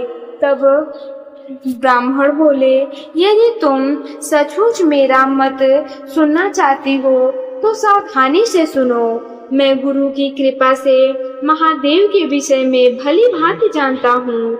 महादेव बैल पर चढ़ते हैं, शरीर पर भस्म लगाते हैं, जटाएं धारण करते हैं, व्याघ्र चर्म पहनते हैं और हाथ में कपाल रखते हैं और सर्पों को आभूषण की तरह धारण करते हैं। वे विषपान करने वाले, शमशान में रहने वाले और भूत प्रेतों के स्वामी हैं। उनके कुल धन दौलत या गृहस्थ जीवन का कोई भी ठिकाना नहीं है। ऐसे विरक्त और भयंकर स्वरूप वाले शिव को तुम अपना पति क्यों बनाना चाहती हो? पहले दक्ष कन्या सती ने भी उन्हीं को पति बनाया था, पर अंत में उन्होंने अपमान सहना पड़ा और उन्होंने अपने प्राण त्याग दिए। तुम पर्वतराज हिमालय की रूपवती और गुणवती पुत्री हो। तुम्हारे इंद्र जैसे देवता भी योग्य वर हो सकते हैं, फिर भी तुम ऐसा वर क्यों चुनना चाहती हो जो बाहरी दृष्टि से किसी भी राजकुमार या देवता के समान नहीं दिखाई देता। तुम चंदन छोड़कर, भस्म, रेशमी वस्त्र छोड़कर, पशु चर्म, रत्न छोड़कर, साधारण पत्थर और राजमहल छोड़कर शमशान का मार्ग क्यों चुन रही हो? तुम्हारा सौंदर्य, वैभव और कुल सब कुछ शिव के विरक्त जीवन से बिल्कुल विपरीत है। उन्होंने तुम्हारे सामने ही कामदेव को भस्म कर दिया और फिर तुम्हें छोड़कर चले गए। उनके पास ना धन है, ना राज्य, ना परिवार और ना ही सांसारिक सुख सुविधाएं। इसलिए मैं यही कहूँगा कि तुम अपने इस विचार को त्याग दो। मैंने जो कुछ कहा वह तुम्हारे हित के लिए कहा, अब निर्णय तुम्हारे हाथ में है। ब्रह्मा जी बोले। उस ब्राह्मण के मुंह से भगवान शिव की ऐसी निंदा सुनकर देवी पार्वती अत्यंत क्रोधित हो उठी और उस ब्राह्मण को उत्तर देने लगी। लेकिन यहाँ पर एक बात है, माता पार्वती और भगवान शिव ने यहाँ पर इस दिव्य लीला को रचा। यदि आप माँ जगदम्बा की दिव्य लीलाओं, उनके अद्भुत अवतारों, महिषासुर वध भक्तों पर उनकी कृपा और देवी भागवत पुराण के रहस्यमय प्रसंगों को विस्तार से जानना चाहते हैं तो हमारे चैनल पर उपलब्ध भागवत पुराण की पूरी श्रृंखला अभी अवश्य देखें। उनका लिंक डिस्क्रिप्शन और कमेंट में हर हर महादेव अवश्य लिखें। आगे पार्वती बोली, हे ब्राह्मण, अब मैं समझ गई हूँ कि आप कौन हैं। आपने भगवान शिव के विषय में जो कुछ कहा वह असत्य और केवल कुतर्क है। यदि वास्तव में शिव तत्व को जानते हो तो उनके बारे में ऐसा कभी ना कहते। भगवान महेश्वर जिस रूप में दिखाई देते हैं वह उनके दिव्य लीला है। वे वास्तव में निर्गुण, निराकार, अनादि और समस्त सृष्टि के परम कारण हैं। अपनी इच्छा से ही वे सगुण रूप धारण करते हैं। उन्हीं से प्रकृति, वेद, ज्ञान और समस्त शक्तियों का प्राकट्य हुआ है। जो उनकी भक्ति करता है उसे वे इच्छा, ज्ञान और क्रिया तीनों शक्तियां प्रदान करते हैं। उन्हीं की कृपा से विष्णु को पालन का सामर्थ्य, ब्रह्मा को सृष्टि का कार्य और देवताओं को उनका पद प्राप्त हुआ है। वे मृत्यु पर भी विजय दिलाने वाले मृत्युंजय हैं। उनकी सेवा से निर्धन भी समृद्धि हो जाता है। उनके स्मरण मात्र से मनुष्य का कल्याण होता है और उनकी पूजा से सभी मनोकामनाएं पूर्ण होती हैं। जिस भगवान शिव के नाम का स्मरण ही मनुष्य को पवित्र कर देता है, उनकी निंदा करना सबसे बड़ा अज्ञान है। आपने भस्म, सर्प और उनके वैराग्य का उपहास किया, किंतु जिनकी भस्म देवता भी उनके मस्तक पर धारण करते हैं, उनके वास्तव स्वरूप को आप कैसे समझ सकते हैं? शिव को वही जान सकता है जिसकी बुद्धि निर्मल हो। जो ज्ञानवश भगवान शिव की निंदा करता है उसका संचित पुण्य भी नष्ट हो जाता है। आपने आज मेरे आराध्य की निंदा की है, इसलिए आपकी बातें सुनकर मुझे भी दुख हो रहा है। मेरे लिए भगवान शिव ही सब कुछ हैं। ब्रह्मा, विष्णु और अन्य देवता भी उनकी पूर्ण महिमा का पार नहीं पा सकते। इसी सत्य को जानकर मैं उन्हें पति रूप में पाने के लिए यह कठोर तपस्या कर रही हूँ। इतना कहकर पार्वती मौन हो गई और पुनः भगवान शिव का ध्यान करने लगी। जब वह ब्राह्मण फिर से कुछ कहने को तैयार हुआ, तब पार्वती ने अपनी सखी विजया से कहा, हे सखी, इसे रोक दो। जो भगवान शिव की निंदा करता है वह तो पाप का भागी बनता ही है, लेकिन जो उसकी निंदा सुनता है वह भी पाप से सहभागी होता है। यदि यह फिर शिव की निंदा करेगा तो हमें तुरंत यहाँ से चले जाना चाहिए। इतना कहकर जैसे ही पार्वती वहाँ से जाने लगी, उसी क्षण ब्राह्मण रूपधारी भगवान शिव ने उनका हाथ पकड़ लिया। क्षण भर में उन्होंने अपना वास्तविक दिव्य और मनोहर स्वरूप प्रकट कर दिया। वही वास्तव में स्वरूप जिसका पार्वती अपने ध्यान में निरंतर स्मरण करती थी। भगवान शिव मुस्कुराए और बोले, हे देवी, मुझे छोड़कर कहाँ जा रही हो? मैं तुमसे अत्यंत प्रसन्न हूँ। आज से मैं तुम्हारे तप का ही रहूंगा। तुम्हारी अटल निष्ठा और पवित्रता धर्म ने मुझे मानो अपना बना लिया है। तुम मेरी सनातन अर्धांगिनी हो। मैंने केवल तुम्हारी भक्ति और दृढ़ता की परीक्षा ली थी। त्रिलोकी में तुम्हारे समान पतिव्रता मैंने किसी को नहीं देखा। यदि मेरी इस परीक्षा से तुम्हें कष्ट हुआ हो तो मुझे क्षमा कर दो। अब मेरे साथ कैलाश चलो।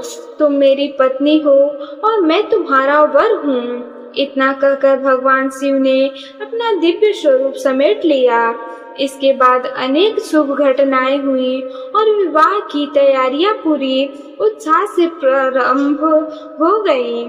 कथा को संक्षिप्त कर रखने के लिए हम उस प्रसंगों को आगे बढ़ाते हैं और अब पहुंचते हैं उस अद्भुत लीला पर, जिसे देखकर स्वयं देवता भी विस्मित रह गए।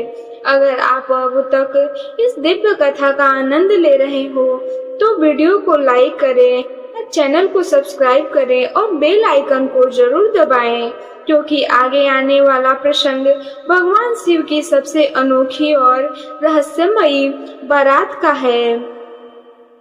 आगे ब्रह्मा जी बोले, हे नारद, विवाह की सारी तैयारियां हो चुकी है, बारात दरवाजे पर आने वाली थी।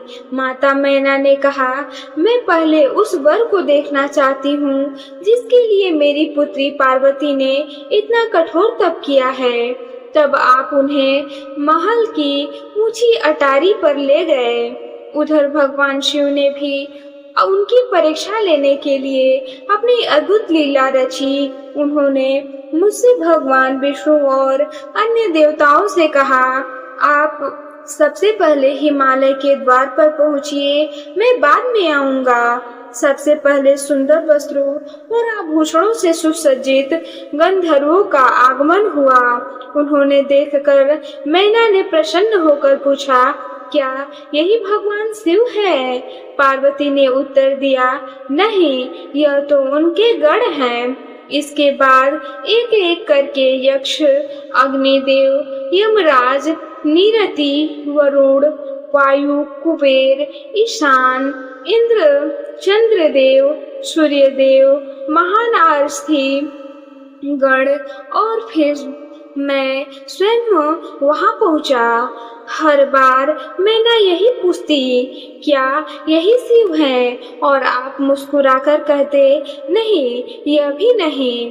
अंत में भगवान विष्णु अपने दिव्य, मनोहर और तेजस्वी स्वरूप में गरुड़ पर आरूढ़ होकर वहां आए। उन्हें देखकर मैना के नेत्र विस्मय से भर उठे और उन्होंने कहा, निश्चय ही यही भगवान शिव होंगे। तब आपने कहा, नहीं, यह भगवान विष्णु नहीं है, यह भी भगवान शिव के परम प्रिय हैं। इनकी शोभा इन सबसे भी बढ़कर है, वे स्वयं भगवान शंकर हैं। उनकी महिमा का वर्णन करना भी कठिन है। यह सुनकर मैना अत्यंत प्रसन्न हो गई। उन्होंने सोचा, यदि भगवान विष्णु जैसे दिव्य देवता भी शिव के प्रिय हैं, तो मेरी पुत्री सचमुच महान भाग्यशाली है। वे आनंद से बार बार अपने सौभाग्य की प्रशंसा करने लगी और कहने लगी, आज मैं धन्य हो गई। पार्वती का जन्म सफल हो गया। जिनके अधीन इतने महान देवता हैं, वही मेरी पुत्री के पति बनने वाले हैं। इतने में भगवान शिव अपनी अद्भुत लीला करते हुए अपने वास्तविक बारात सहित वहां पहुंचे। उनके साथ असंख्य गण थे। किसी का रूप अत्यंत सुंदर था तो कोई भयानक दिखाई देता था। कोई डमरू बजा रहा था, कोई शंख, कोई विचित्र वाद्य। किसी के अनेक मुख थे, किसी के अनेक हाथ। कोई विशाल काय था तो कोई विकराल। उनकी पूरी बारात अत्यंत अद्भुत और आश्चर्यचकित कर देने वाली थी। तब आपने माता मैना से कहा, हे सुंदरी, देखिए, यही वे भगवान शंकर हैं जिनके लिए पार्वती ने वर्षों तक कठोर तप किया था। मैना ने जब उस भूत प्रेतों से घिरे भस्म से विभूषित जटाधारी व्याघ्र चर्म धारण किए, त्रिनेत्री, पंचमुख और विषभय पर विराजमान भगवान शिव का वह विरक्त स्वरूप देखकर तो उनका हृदय भय से कांप उठा। उन्होंने संकेत करके कहा, यही भगवान शिव है। यह सुनते ही मैना का सारा उत्साह समाप्त हो गया। वे स्तब्ध रह गईं और बोली, क्या यही मेरी पुत्री के होने वाले पति है? मैं तो ठगी ही गई। इतना कहते ही वे मूर्छित होकर भूमि पर गिर पड़ी। उनकी सखियों ने बहुत प्रयास करके उन्हें संभाला। तब धीरे धीरे उन्हें पुनः चेतना प्राप्त हुई। ब्रह्मा जी बोले, हे नारद, चेतना में आने वाले बाद मैना अत्यंत दुखी और क्रोधित हो उठी। वे विलाप करने लगी और सबने पहले नारद जी को दोष देते हुए बोली, हे नारद, आपने ही मेरी पुत्री को भगवान शिव के लिए तप करने की प्रेरणा दी थी। आज मेरी उसी का यह परिणाम है। इतने वर्षों की कठोर तपस्या के बाद मेरी पुत्री को ऐसा वर मिला जिसे देखकर हृदय कांप उठता है। फिर वे पार्वती की ओर देखकर बोली, हे पुत्री, तुमने सोना छोड़कर कांच चुन लिया, चंदन छोड़कर भस्म, राज्य वैराग्य छोड़कर, शमशान और देवताओं को छोड़कर ऐसे विरक्त शिव को क्यों चुना? तुमने अपने साथ साथ हमारे कुल की भी संकट में डाल दिया। इतना कहते कहते वे विलाप करते हुए मूर्छित होकर भूमि पर गिर पड़ी। पूरे महल में हाहाकार मच गया। सबने पहले नारद जी ने उन्हें समझाया, हे मैना, आपने भगवान शिव के वास्तविक स्वरूप को नहीं पहचाना। उन्होंने यह विकट रूप केवल अपनी लीला के लिए धारण किया है। कृपया क्रोध त्याग कर पार्वती का विवाह उनसे कर दीजिए। किंतु मैना ने नारद जी की एक भी बात नहीं मानी। इसके बाद इंद्र सहित अनेक देवता, सप्तर्षि और स्वयं हिमालय भी उन्हें समझाने आए। सभी ने कहा, भगवान शिव स्वयं परमेश्वर हैं। उनका यह रूप केवल बाहरी है। वे समस्त जगत के स्वामी और सभी देवताओं के भी आराध्य हैं। किंतु मैना का हठ नहीं टूटा। उन्होंने दृढ़ स्वर में कहा, चाहे कुछ भी हो जाए, मैं अपनी पुत्री का विवाह इस भयावह रूप वाले शिव से कभी नहीं करूंगी। तभी माता पार्वती स्वयं अपनी माता के सामने आई और बोली, हे माता, आप भ्रम में पड़ गई हैं। भगवान शिव ही सृष्टि के आदि कारण, समस्त देवताओं के स्वामी और ब्रह्मा विष्णु के भी आराध्य हैं। मैं मन, वचन और कर्म से उन्हें अपना पति स्वीकार कर चुकी हूँ। यदि मेरा विवाह होगा तो केवल उन्हीं से होगा, अन्य किसी से नहीं। पार्वती की यह बात सुनकर भी मैना का क्रोध शांत नहीं हुआ। वे इतना क्रोधित हो गई थी कि उन्होंने पार्वती को मारना शुरू कर दिया। तब नारद जी और अन्य ऋषियों ने आगे बढ़कर पार्वती को उनके हाथों से बचाया।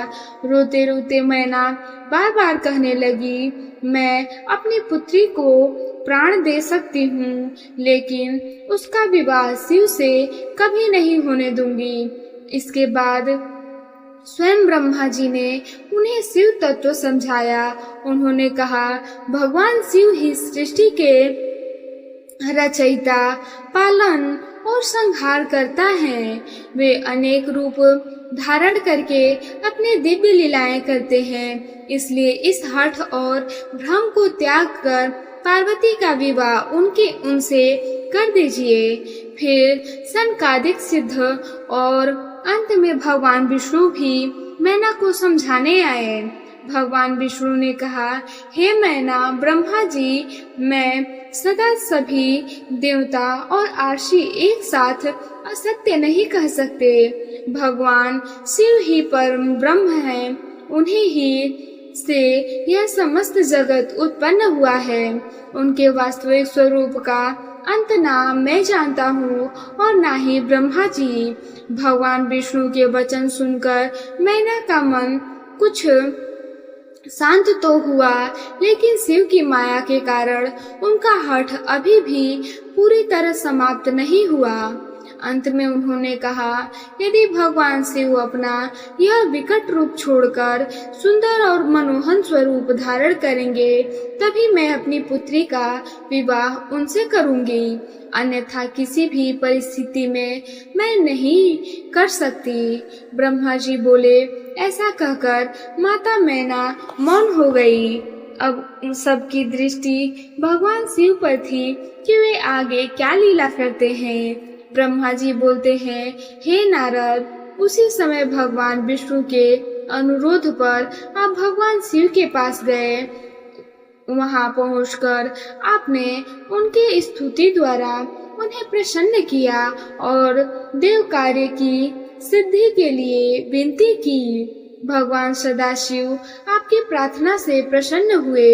अपनी करुणा प्रकट करते हुए उन्होंने अपना विकट रूप त्याग दिया और एक अद्भुत दिव्य तथा मनोहर स्वरूप धारण कर लिया।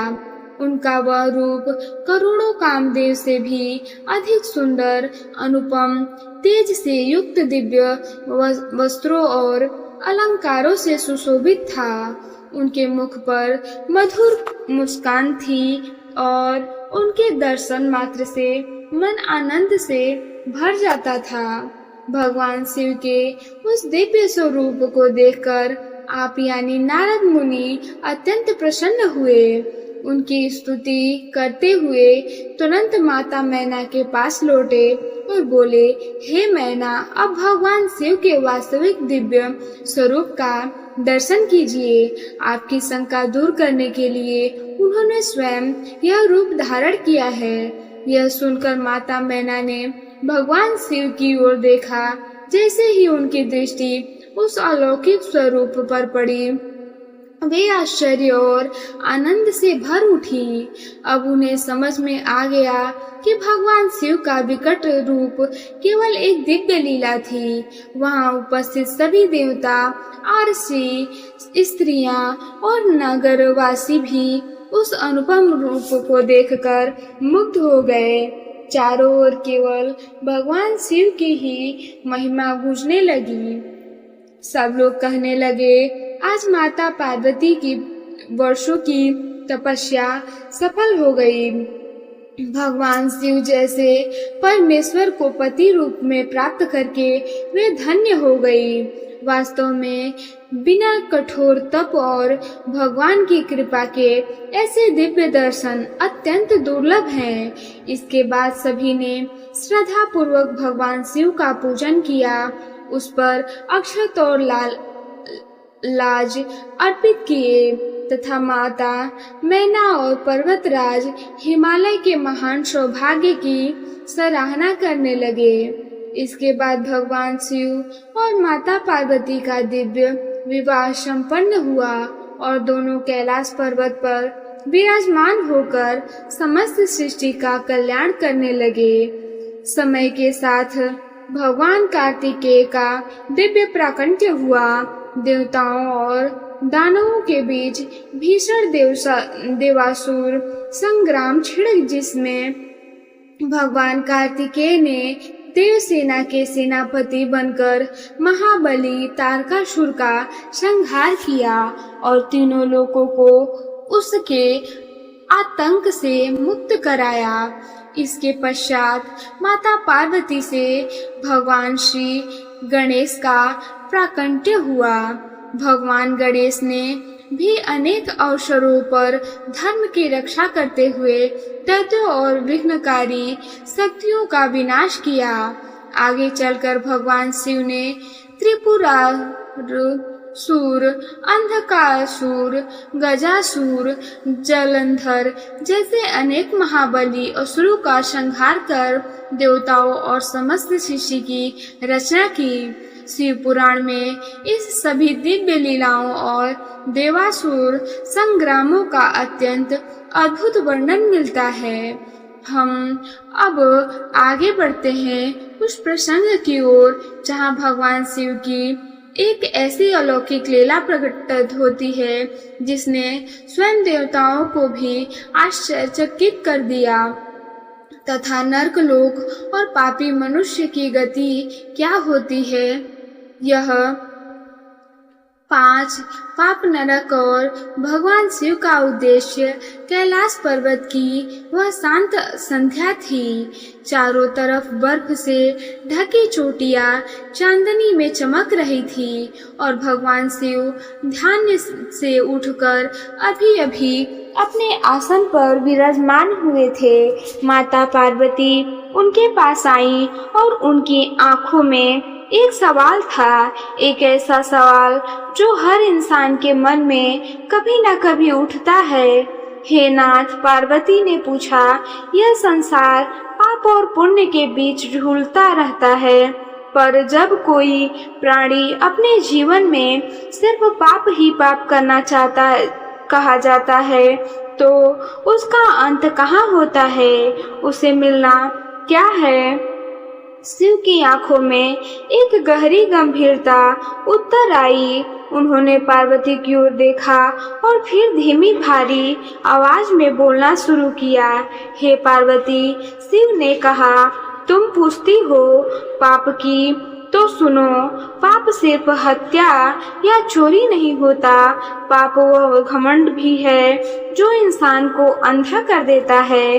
पाप वह क्रोध भी है जो रिश्तों को जला डालता है, जो इंसान साधु देश रखता है, जो किसी निर्दोष पर झूठा कलंक मढ़ देता है, जो मेरे शिवालय के पेड़ों को बगीचों को उजाड़ देता है, वह सब पापी कहलाते हैं। और पार्वती इनकी सूची यही खत्म नहीं होती। जो किसी का धन लूटता है, जो किसी के पशु या अनाज चुराता है, जो पवित्र जल को गंदा करता है, जो अपनी स्त्री या पुत्र को बेच देता है, जो अपनी पत्नी की रक्षा नहीं करता, जो कभी दान नहीं करता, जो झूठ बोलता है, जो शास्त्रों को नकारता है, जो दूसरों की बुराइयां करता फिरता है, जो पितरों और देवताओं का यज्ञ नहीं करता, जो व्यभिचार में लिप्त रहता है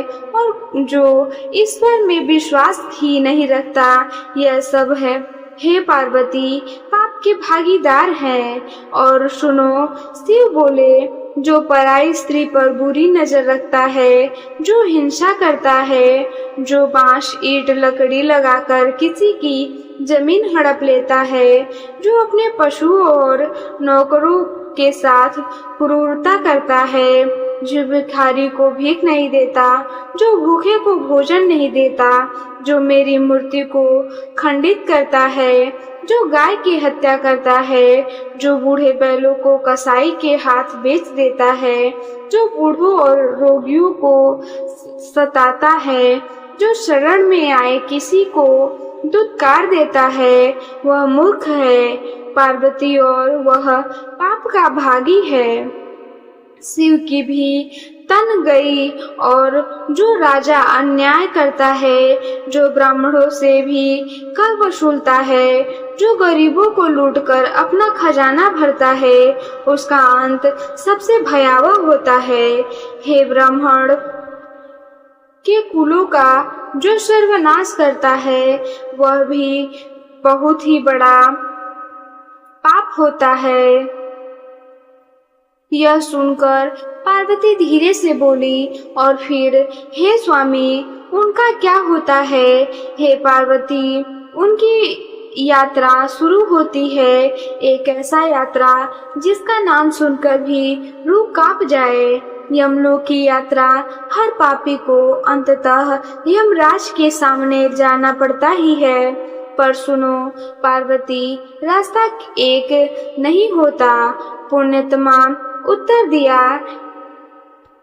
दिशा के सरल मार्ग से यमलोक जाते हैं, पर पापियों को दक्षिण दिशा का वह रास्ता चुनना पड़ता है जो 86,000 योजन लंबा है, और हर कदम पर मौत से भी बदतर पीड़ा। उस रास्ते में नुकीले कांटे बिछे हैं, जलते हुए गर्म रेत है, छुरियों जैसे नुकीले कंकड़, कीचड़ हैं, सुइयां हैं, जलते अंगारे, घने अंधेरे जंगल हैं, बर्फीले रास्ते हैं, गंदा पानी है, सिंह दहाड़ते हैं, भेड़िया घात लगा बैठते हैं, बाघ छलांग मारते हैं, जहरीले सांप और भयंकर कीड़े रास्ता रोकते हैं, और यमदूत उन्हें पीछे से पीटते हैं। दर्द इतना होता है कि वह रो पड़ते हैं, चीखते हैं, चिल्लाते हैं उनके शरीर से खून बहता है। कीड़े उन्हें नोचते हैं और फिर भी यमदूत उन्हें रस्सियों में बांधकर घसीटते रहते हैं जब तक वह यमलोक तक नहीं पहुंच जाते हैं और वहां हे पार्वती बैठे होते हैं। स्वयं यमराज उनका न्याय होता है। कठोर पर सत्य शिव की आवाज अब और गंभीर हो गई। यमराज के सामने हर आत्मा के पाप और पुण्य का लेखा जोखा खोला जाता है। जिन्होंने पाप कमाया होता है और जिन्होंने पुण्य, उन्हें यमराज सम्मान के साथ प्रसन्नता पूर्वक सुंदर विमान में बिठाकर स्वर्ग भेज देते हैं और जिनके खाते में पाप भी होता है उनसे अपने पापों का दंड भोगना पड़ता है, फिर ही स्वर्ग का द्वार खुलता है। पर पार्वती जो प्राणी जीवन भर सिर्फ पाप ही करता रहता है, उसे यमराज का वह रूप देखकर अपने कष्टों का सामना करना पड़ता है, जिसे देखकर बड़े बड़े योद्धाओं की आत्मा कांप उठे। भयंकर दाढ़ों वाला विकराल भी वाला 18 हाथों में अस्त्र शस्त्र के लिए काले भैंसे पर सवार, आग जैसी लाल आंखों वाला, प्रलय की अग्नि जैसी तेजस्वी और भयानक, यही यमराज का वह रूप है जो पापियों को कठोरतम दंड देता है। तब आगे आते हैं चित्रगुप्त। वह धर्म के अनुसार पापियों को फटकारते हैं। पापियों को तुमने जीवन भर पाप किया, अब उनका फल भोगने का समय आ गया है। और जो राजा अनन्य रहे उन्हें चित्रगुप्त कड़े शब्दों में कहते हैं, राज्य का सुख पाकर तुम खुद को सर्वस्व समझने लगे, अपनी प्रजा को कष्ट दिया, यातनाएं दी। अब वही पाप मैल की तरह तुम्हारे शरीर से चिपका हुआ है। पार्वती ने पूछा, फिर हे नाथ, फिर क्या होता है? पार्वती यमदूत चंड और महाचंड उन पापी राजाओं को उठाकर गरम गरम भट्टियों में झोंक देते हैं ताकि उनके पापों का मैल जलकर राख हो जाए और फिर उन पर ब्रज के प्रहार होते हैं। इतनी भयानक यातना कि उनके कानों से खून बहने लगता है। वह बेहोश हो जाते हैं। तब वायु का स्पर्श कराकर उन्हें फिर से होश में लाया जाता है, सिर्फ इसलिए ताकि वह अगली यातना को पूरे होश में महसूस कर सके। फिर उन्हें नरक रूपी समुद्र में फेंक दिया जाता है।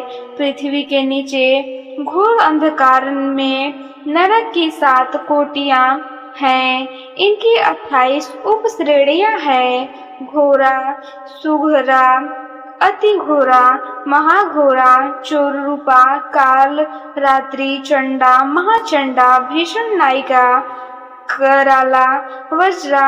हर एक का नाम ही अपने आप में एक चेतावनी है। इसके साथ 100 रौद्र, प्राक और 140 महानक भी हैं, जिन्हें मिलाकर महानक मंडल कहा जाता है। यह सब पार्वती सिर्फ पापियों को यातनाएं देने के लिए बनाए गए हैं। जिसे तरह सोने को आग में तपकर कुंदन बनाया जाता है, उसी तरह पापियों आत्माओं को शुद्ध करने के लिए नरक की अग्नि में डाला जाता है। यह हर उस आत्मा का सच है जो पाप के रास्ते चुनती है। एक लंबी चुप्पी के बाद शिव की आवाज में अचानक एक कोमलता उतर आई, मानो अंधेरे के बाद कोई दिया जला उठा हो। ऊपर पार्वती शिव मुस्कुराए, हर रास्ता अंधकार की ओर नहीं जाता। जो सत्पुरुष मेरा विधि पूर्वक पूजन करते हैं, हवन करते हैं, शिव मंत्र का जाप करते हैं और यम मार्ग के रक्षक श्याम व सवल नामक स्वनों को चारों दिशाओं में बसे पुण्यकर्मा कौ को भोज अर्पित करते हैं, उन्हें कभी यमराज का वह भयानक रूप देखना ही नहीं पड़ता। 4 हाथ का मंडप बनाकर ईशान कोण में धन्वंतरी को पूर्व में, इंद्र को पश्चिम में, सुदमोक्ष को दक्षिण में, यम और पितरों को बलि अर्पित करना चाहिए। कुत्तों और पक्षियों के लिए अन्न रखना चाहिए और गौ माता की सेवा। पार्वती वह सबसे बड़ा पुण्य है। सहाकार, स्वधारकार, वटसकार और हतकार यह धर्म रूपी गौ माता के 4 स्तन हैं। जो इनका उपेक्षा करता है उनकी दुर्गति निश्चित है। हे देवी, मैं कहता हूँ मनुष्य को अपने जीवन काल में ही अपने पापों का प्रायश्चित कर लेना चाहिए, क्योंकि बिना प्रायश्चित के पापों का नाश असंभव है। मनवाड़ी या शरीर से आने जाने वाले में किया जा गया है।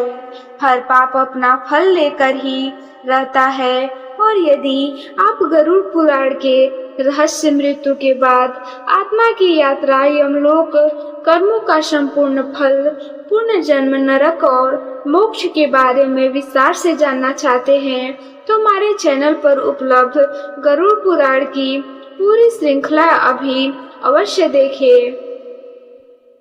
अब आगे पार्वती के मन में अब एक नया प्रश्न जन्म ले चुका था।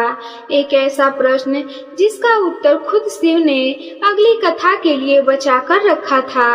शिव पुराण की कथा सुनना है और इसका प्रचार करना है, बहुत ही पुण्य का काम है। तो इस कथा को अधिक से अधिक शेयर करें और कमेंट में लिखें हर हर महादेव। अब आगे शिव के 28 रूप और उनकी लीलाएं। पार्वती कुछ देर चुप रही। नरक की उस भयानक गाथा ने उनके मन को भारी कर दिया था। फिर उन्होंने धीरे धीरे अपनी आंखें उठाई और शिव की ओर देखा। हे महादेव, उन्होंने कहा, अपने आप तक मुझे पाप और उनके दंड की कथा सुनाई, पर अब मैं कुछ और सुनना चाहती हूँ। मुझे बताइए, आप कब कब किस किस रूप में इस धरती पर अवतरित हुए हैं? अपने भक्तों का मंगल करने के लिए, उनकी हर इच्छा पूरी करने के लिए प्रकट हुए हैं। शिव के चेहरे पर एक हल्की मुस्कान तैर गई। उनकी आंखों में अब वह गंभीरता नहीं थी जो नरक की कथा सुनाने समय अब वहाँ एक स्नेह भरी चमक थी। हे पार्वती, शिव बोले, तुमने बहुत सुंदर प्रश्न पूछा है। सुनो, मैं तो निराकार हूँ, अनादि हूँ, ना मेरा आदि है और ना अनंत। पर जब जब मेरे भक्तों को मेरी आवश्यकता पड़ती है, जब जब धर्म की रक्षा करनी पड़ती है या किसी सच्चे भक्त की पुकार सुननी होती है, तो मैंने रूप धारण करना पड़ता है। शास्त्रों में मेरे 19 प्रमुख अवतारों का वर्णन मिलता है और साथ में ही 11 रुद्र अवतारों का भी, जो मिलकर 28 रूप बनते हैं। हर एक अवतार के पीछे एक कथा है, एक दर्द है, एक कारण है। सुनो पार्वती, मैं तुम्हें एक एक करके विस्तार से बताता हूँ। सबसे पहला रूप था वीरभद्र का। शिव की आवाज भारी हो गई जब तुम्हारी पहली माया रूप सती अपने पिता दक्ष के यज्ञ में गई थी, बिना बुलाए, सिर्फ इसलिए क्योंकि वह अपने पिता से मिलना चाहती थी। तब वहां दक्ष ने सबके सामने मेरा अपमान किया। सती वह अपमान सहन नहीं कर पाई और यक्ष की अग्नि में अपने प्राण त्याग दिए। पार्वती, जब मुझे यह समाचार मिला, मेरे भीतर का क्रोध इतना भयानक था कि मेरी जटा से एक योद्धा का प्रकट हुआ, वीरभद्र। उसने अकेले ही दक्ष के पूरे यज्ञ का विध्वंस कर दिया और दक्ष का सिर काट दिया। यह रूप मेरे उस क्रोध का प्रतीक है जो तब जागता है जब मेरी कोई प्रिय भक्त मेरी अर्धांगिनी का अपमान करे। पार्वती की आंखों में उस पुरानी घटना की पीड़ा झलक उठी। फिर आया पिप्पलादन अवतार। शिव बोले, एक ऐसे बालक की कथा जिसे उनके ही पिता महर्षि दधीचे ने त्याग दिया था, क्योंकि ज्योतिषियों के ने भविष्यवाणी की थी कि यह बालक अल्प आयु में ही शनि देव के प्रकोप से मृत्यु हो जाएगा। वह बालक अकेला जंगल में बड़ा हुआ, दुख और क्रोध में जीता रहा। तब मैंने स्वयं पिप्पलादन के रूप में जन्म लेकर उसे शनि के प्रकोप से मुक्ति दिलाई और उसे दीर्घायु का वरदान दिया। यह रूप बताता है पार्वती जिसे संसार त्याग देता है उसे भी मैं कभी नहीं त्यागता। नंदी अवतार शिव मुस्कुराए।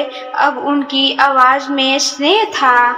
यह मेरा वह रूप है जो सिलाद नामक आशी की गहन तपस्या से प्रसन्न होकर उनके घर पुत्र रूप में जन्मा। सिलांद अयुनिज संतान चाहते थे और मैंने उनकी वह इच्छा पूरी की। यही नंदी बड़ा होकर मेरा प्रिय वाहन बना और मेरे समस्त गणों का अध्यक्ष गणाध्यक्ष भी। यह रूपक कर्म निष्ठा और भक्ति की पराकाष्ठा का प्रतीक है। पार्वती नंदी की तरफ जो भक्त निरंतर बिना थके मेरी सेवा में लगा रहता है उसे कभी किसी वस्तु की कमी नहीं होती। भैरव अवतार शिव की आवाज में अब एक तीव्रता उतर आई। तब प्रकट हुआ जब सृष्टित ब्रह्मा को अपने पांचवा सिर पर अपनी सृष्टि की शक्ति पर घमंड हो गया था। उन्होंने मुझसे भी उदंडता से बात की। तब मैंने भैरव रूप धारण किया, इतना भयानक कि ब्रह्मा का वह पांचवा सिर मेरे नाखून मात्र से कट गया। पार्वती ये भैरव आगे चलकर काल का, समय का और न्याय का देवता बना। यह रूप हमें सिखाता है कि चाहे कोई कितना भी शक्तिशाली क्यों ना हो, अहंकार का अंत निश्चित है। पार्वती ने पूछा और अश्वत्थामा ने, हे नाथ, उनकी कथा तो बड़ी करुण है। हाँ पार्वती, शिव का स्वर कुछ गंभीर हो गया। अश्वत्थामा भी मेरा ही एक अंश है। गुरु द्रोणाचार्य के पुत्र के रूप में जन्मा। महाभारत के युद्ध में उसने जो किया उसका दंड उसे आज भी भोगना पड़ता है। शरीर पर असंख्य घाव दिए, अमृता का श्राप लिए वह आज भी इस पृथ्वी पर भटक रहा है। यह मेरा वह रूप है जो दिखाता है कि शक्ति का दुरुपयोग करने पर चाहे तुम कितने भी बड़े योद्धा क्यों ना हो, फल भोगना ही पड़ता है। सर्व अवतार में शिव आगे बोले, मैंने आधा पक्षी आधा सिंह जैसा एक अत्यंत भयंकर रूप लिया था। तब जब भगवान विष्णु का नरसिंह अवतार हिरण्यकश्यपु का वध करने के लिए बाद भी अपने क्रोध को शांत नहीं कर पा रहा था, सृष्टि के संतुलन के लिए मुझे हस्तक्षेप करना पड़ा। यह रूप संतुलन और नियंत्रण की शक्ति का प्रतीक है। पार्वती यह दिखाता है कि क्रोध चाहे कितना भी न्याय संगत क्यों ना हो, उसकी भी एक सीमा होनी चाहिए। गृहपति अवतार में शिव ने कहा, मैं विश्वनार ऋषि के घर पुत्र रूप में जन्मा ताकि उन्हें पितृक्ष से मुक्ति और पुत्र सुख का आशीर्वाद मिल सके। और आर्षि दुर्वासा, जिनके क्रोध की कथाएं तुमने अपने पुराणों में सुनी होगी, वह भी मेरा ही एक अंश अवतार है। उनका क्रोध वास्तव में मेरी उस शक्ति का प्रतिबिंब है जो अधर्म और आलस्य को सहन नहीं करती। और भक्तों की सच्ची परीक्षा लेती है। पार्वती ने उत्सुकता से बीच में पूछा, और हनुमान, हे नाथ, क्या वह भी आपका ही रूप है? शिव मुस्कुराए, हाँ पार्वती, हनुमान मेरे 11वें रुद्र का ही अवतार माने जाते हैं। भक्ति, बल, बुद्धि और समर्पण का सर्वोच्च प्रतीक। जब श्री राम को एक ऐसे सेवक की आवश्यकता थी जो निस्वार्थ भाव से बिना किसी अपेक्षा के अपना सब कुछ अर्पण कर दे, तब मैंने हनुमान का रूप लिया। यह रूप बताता है कि सच्ची भक्ति में ही सबसे बड़ी शक्ति छिपी होती है। वृषभ अवतार में मैंने दिव्य बैल का रूप धारण किया।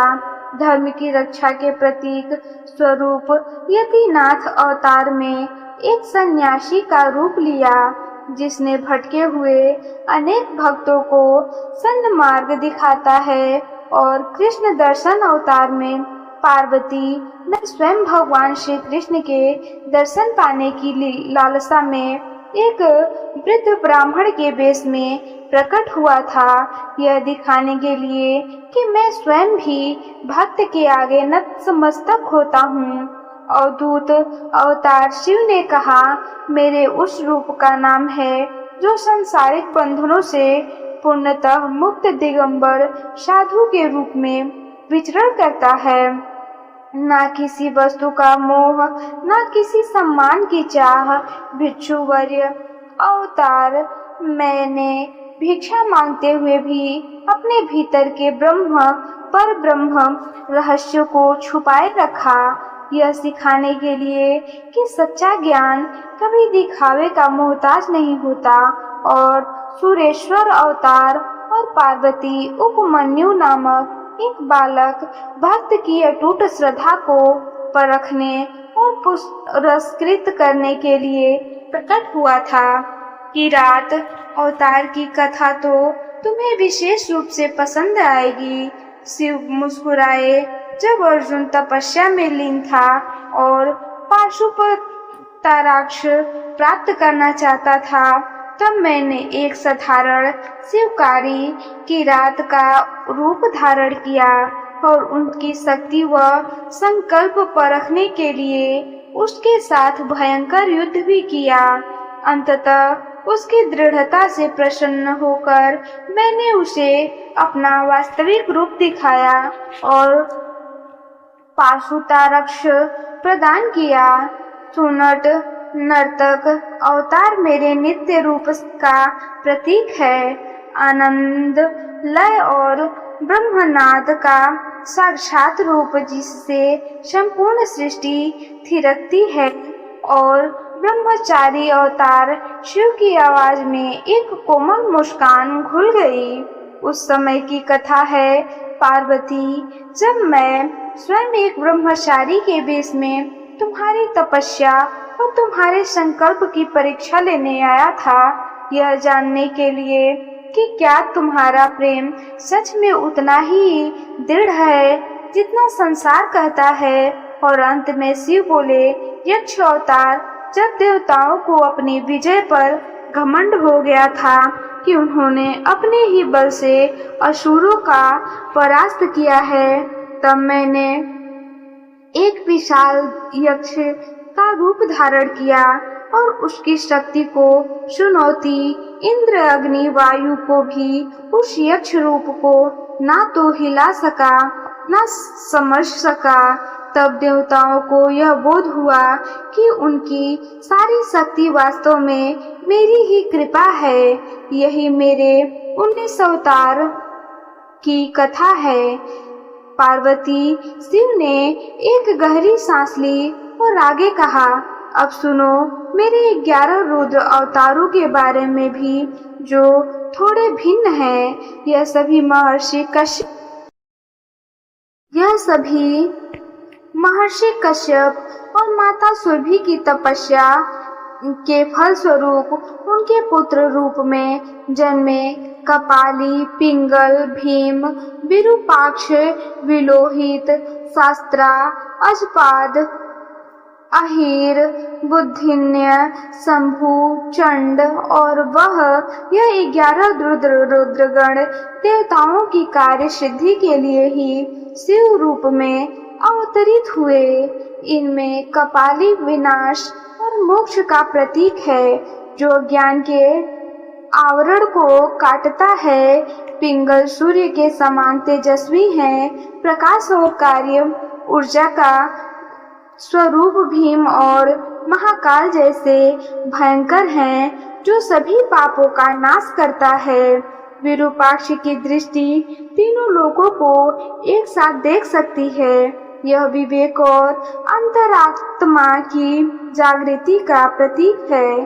पीलो रक्त वर्ण है, उग्रता और वीरता का प्रतीक। आजपाद तब संयम और योग्य साधना का मार्ग दिखाता है। अहिर्बुद्ध जल तत्व और कुंडलिनी शक्ति के प्राचीन रहस्यों का स्वामी है। शंभु मेरा कल्याणकारी रूप है। शांति, संतुलन और मोक्ष का प्रतीक चंड असुरों के विनाश के लिए प्रसिद्ध है और भव्य सृष्टि के हर भाव हर क्षण का साक्षी है। शिव ने पार्वती की ओर देखा, उनकी आवाज अब बेहद कोमल हो गई थी। हे पार्वती, यह सभी 28 रूप मेरे ही हैं, पर सच तो यह है कि मैंने इनमें से किसी का रूप मैं बंधा नहीं हूँ। जो भक्त सच्चे मन से मुझे पुकारता है, उसके लिए मैं जब चाहूँ जिस रूप में चाहूँ प्रकट हो सकता हूँ। आज आपने शिव पुराण के इस दिव्य अध्यायों में भगवान शिव के अनेक अद्भुत रहस्यों को जाना, लेकिन शिव पुराण की यह दिव्य यात्रा अभी समाप्त नहीं हुई। भगवान शिव की अनंत लीलाएं, अनेक रहस्य, अद्भुत प्रसंग और गढ़ ज्ञान अभी आगे आने वाले अध्यायों में शेष रहेगा। इसलिए आप हमारी वीडियो को बिल्कुल भी मिस मत करिएगा। दोस्तों, अगर हमारी वीडियो यह आपको अच्छी लगी हो तो इसे लाइक करें, सब्सक्राइब करें और प्रिय भक्तजनों तक शेयर करें।